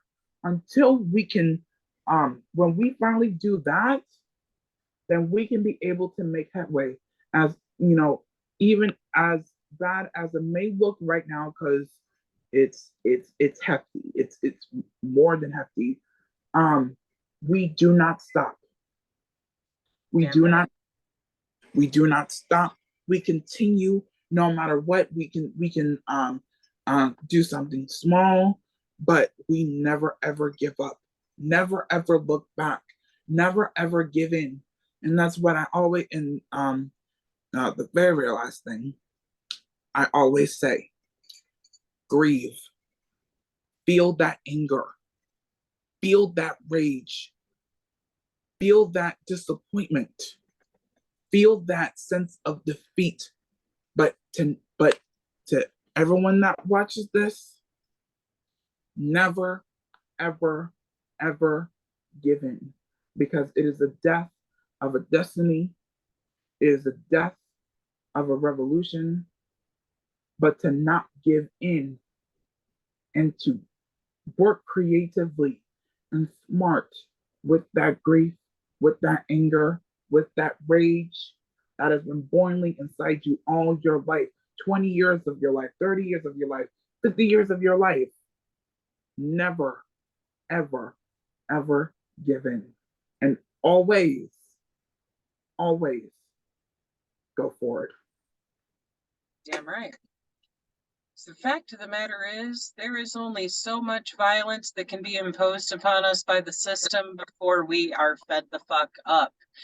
And that's, one of the reasons why we are doing things like building survival programs, because like you said, not everybody's going to be a soldier on the front line. Some of the comrades are going to be soldiers in the fucking garden growing the food so that we have actual access to healthy food in order to overcome that systemic violence of denial of access to food. Some of us are going to be revolutionaries building homes to make sure that everybody has fucking housing, because that's the way to confront that form of systemic violence of being denied housing, etc. It is revolutionary as fuck to grow food, to build homes for each other, to fucking meet each other's needs, to look at everybody's situation and assess that and go, okay, well, here we have the capabilities to do these things. Oh, you need a sweater? This person over here knows how to knit. They need some woodwork done. You happen to know how to do that. Let's make this happen. Exactly. Others' needs. That is revolutionary as fuck. Exactly. And that's what it is. And it also brings to mind one of my favorite quotes from one of my favorite revolutionaries ever, hands down, Sister Comrade Assata Shakur Oh said, yeah. you cannot fucking ask the oppressor kindly to please stop oppressing you. And that's exactly what this neoliberal system wants you to believe you can do. You can't fucking do that. You can ask till you're blue in the face and they ain't gonna fucking stop. You have to let that pain, that anger, that disappointment in this system fuel you towards revolutionary actions, not break you down like they want to happen from it. Let it fuel you. Let it be your fucking gasoline in your tank to drive you to actually take revolutionary action, addressing each and every one of these forms of violence that they exact upon us. Right on. I hope Sister Assata is, having fun down there in Cuba. Oh, I know she is. Being Alive.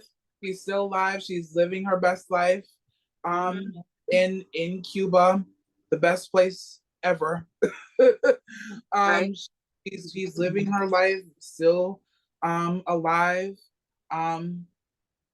still being a revolutionary and being a revolutionary and doing what revolutionaries do. She's still here. Oh, I know. I'm just saying, I hope she's having a good time down there. Thank goodness she was able to escape this shit show. I'm glad that her words have still carried such impact with so many of us to, motivate us to actually take action here and address these things. Because she was absolutely correct in that assessment of, quit fucking asking the oppressor to quit oppressing you. That's not how shit works. Never has been, never will be. Nobody has ever gotten their fucking freedom and their liberation from being like, hey, will you please liberate me from you? You have to actually do the work. We just need to put those words and actually put it into practice and to build a revolutionary routine. You have knitters right here, you have gardeners right here, you have educators right here that can, do one thing or they can do multiple things, but to take kind of take turns with it so that it sticks.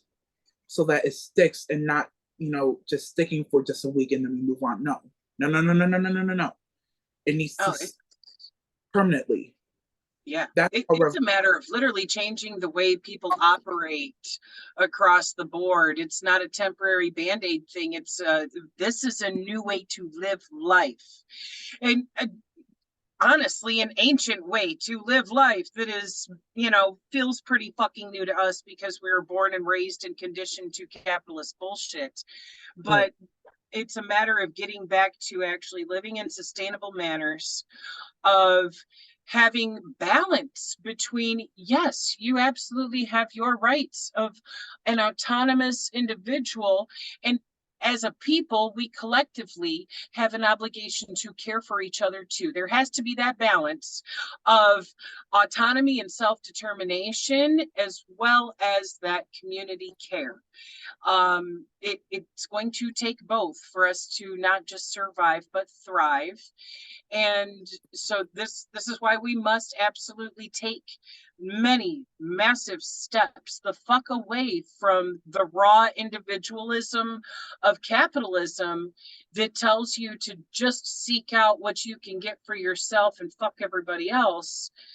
Yeah. That's a fucked way to live, and it was never healthy. It's never going to be healthy. That's why the system is imploding and fucking eating itself. It's destroying its own fucking working class that it depends on. It's fucking, destroying the life and livelihood of everybody here. It needs to end. We It have needs to do something better.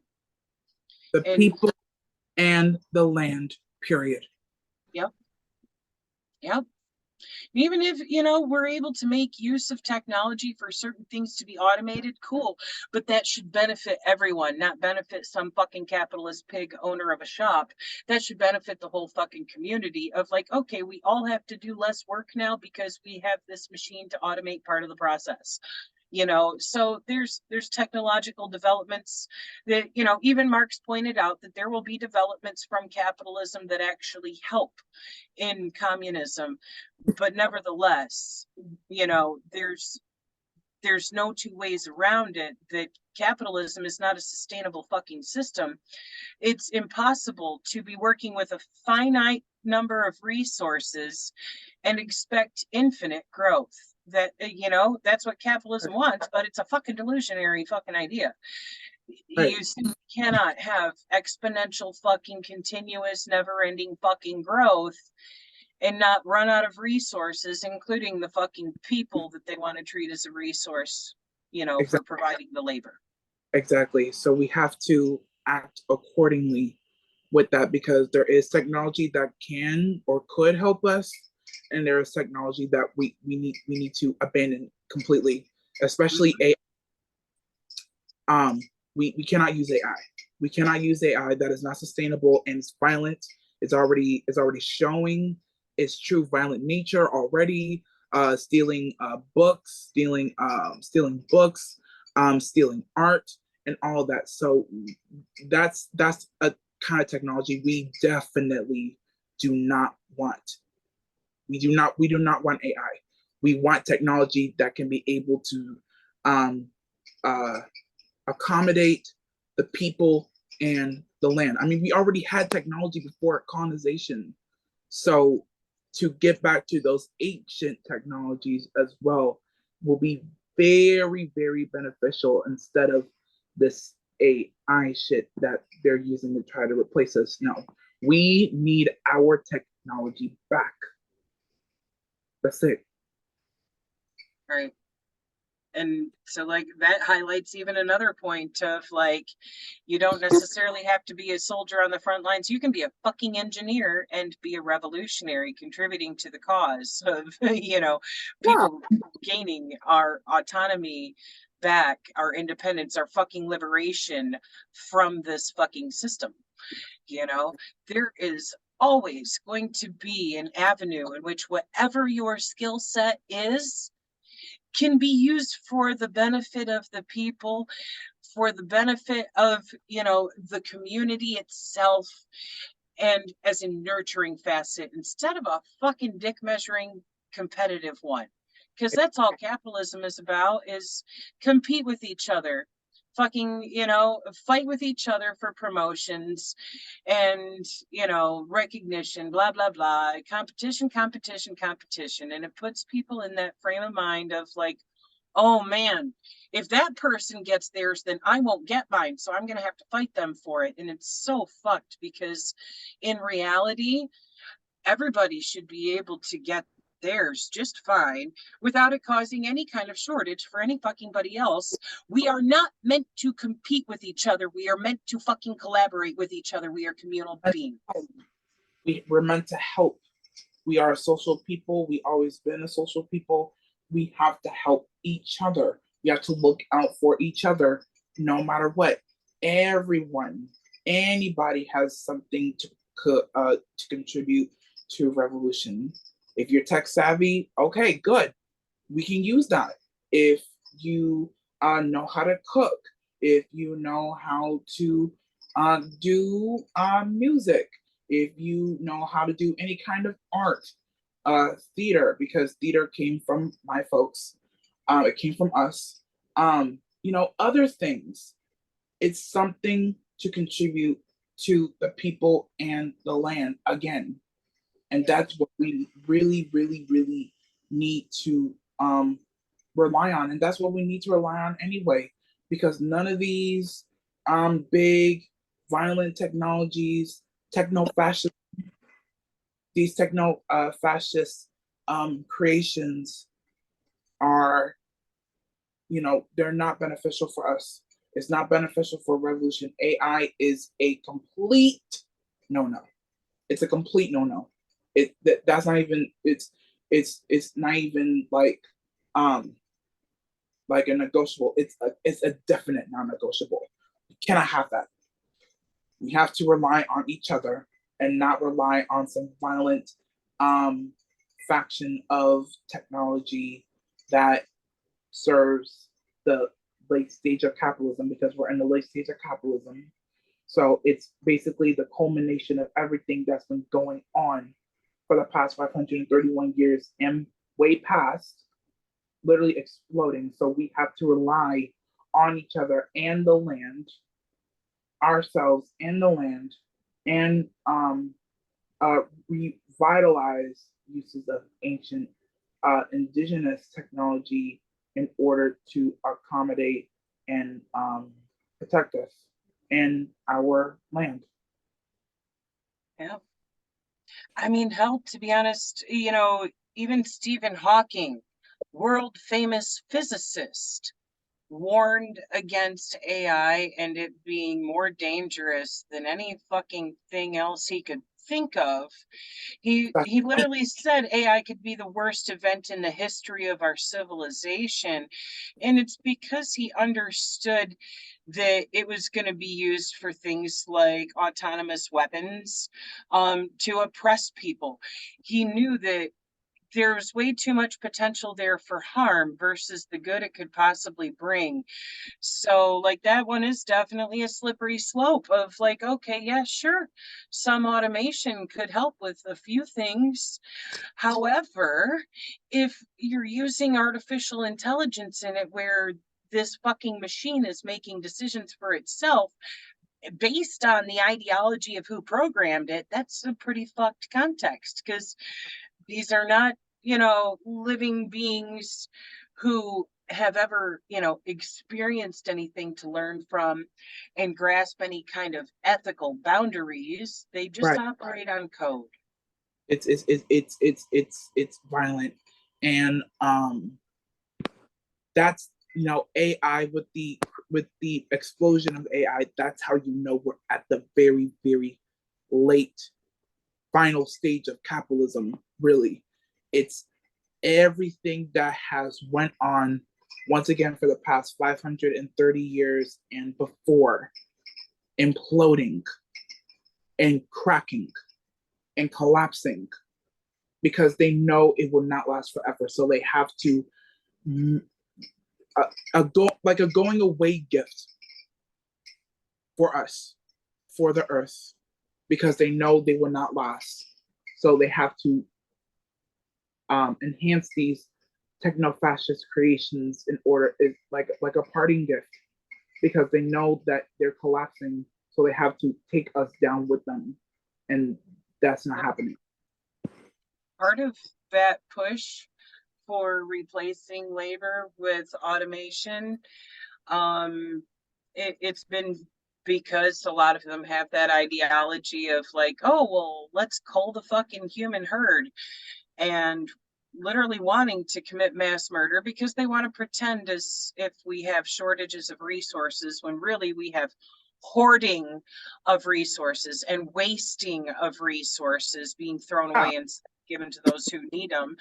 And it's really easy to not have to worry about being your entire system being dependent on a working class if you can just replace that working class with some fucking machines and still have the labor done and not have to give a flying fuck about if anybody else lives.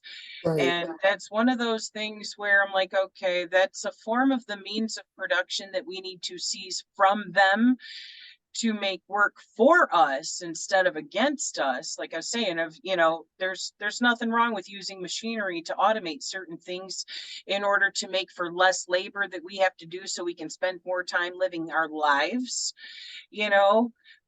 but Yeah. there's definitely a fucking problem with the fucking powers that be currently having control over those things and using them as a manner to further separate us from access to life necessities so that they can continue to commodify those things even fucking harder and tell us basically, fuck off, y'all deserve to die if you can't afford $500,000 for a tiny ass fucking house. So, fuck them. It's about time we seize those means of production, flip it on their fucking heads, and put that shit to use for ourselves as a community instead of it being a tool used to abuse us with. Exactly. And one last thing for real, because we're almost at 3 hours now. That's essentially what we need to give up, because it's less about the certain types of machinery used and more of the fact that there's capitalism involved. Yeah.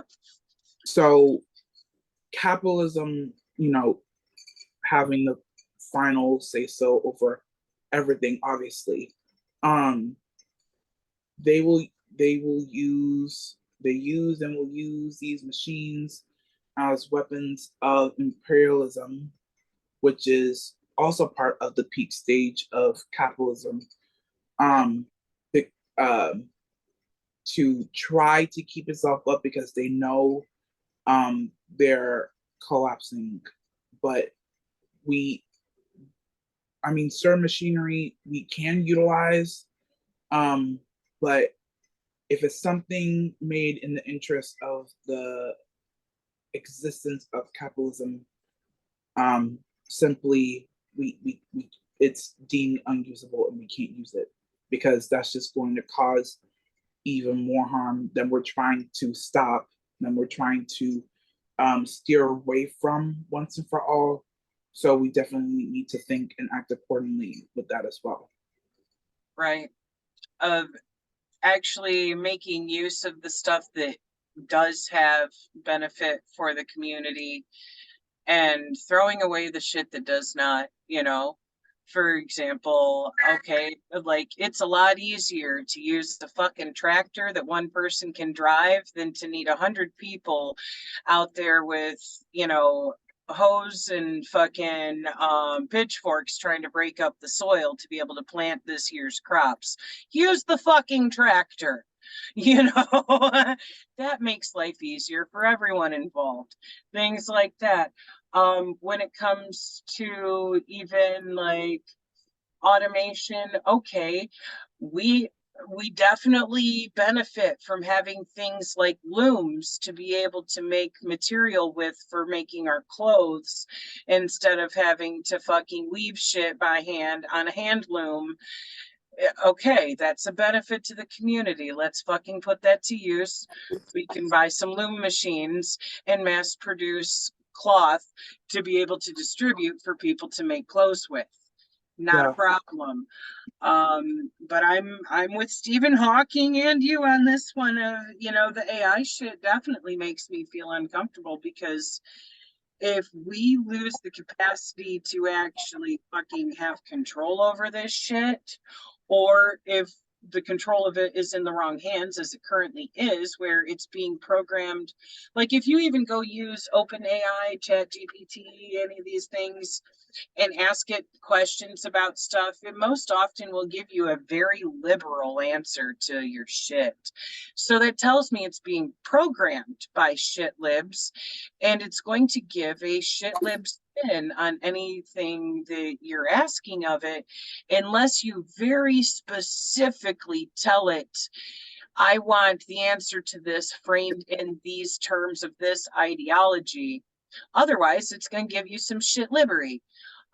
So it's like when things like AI are being controlled by people who have fascist tendencies, We have a fucking problem. Yeah. We do. It's ridiculous, but I don't know, we could rant about this all fucking day. I already know I got plenty to say about it, Tony, but We we talk should more probably cut the time. recording here because yeah, we're somewhere between 2.5 and 3 hours at this point. I don't want the recording excessively long, but if you want, I can leave the room open so we can continue the conversation. No, it's fine. We can continue it on the next book club. It's okay. Okay. Yes. Sounds good. All right. Well, thank you for throwing down on this with me today. I appreciate you. My pleasure. And see y'all on Friday for the next Second Rainbow Coalition reading group for the Young Lords. Right. All power to the people. All power, Panther love. See y'all Friday. All power. I've never started. All power to you too, Sean. Yeah, I basically just rode my bike with my headphones in to the 7-Eleven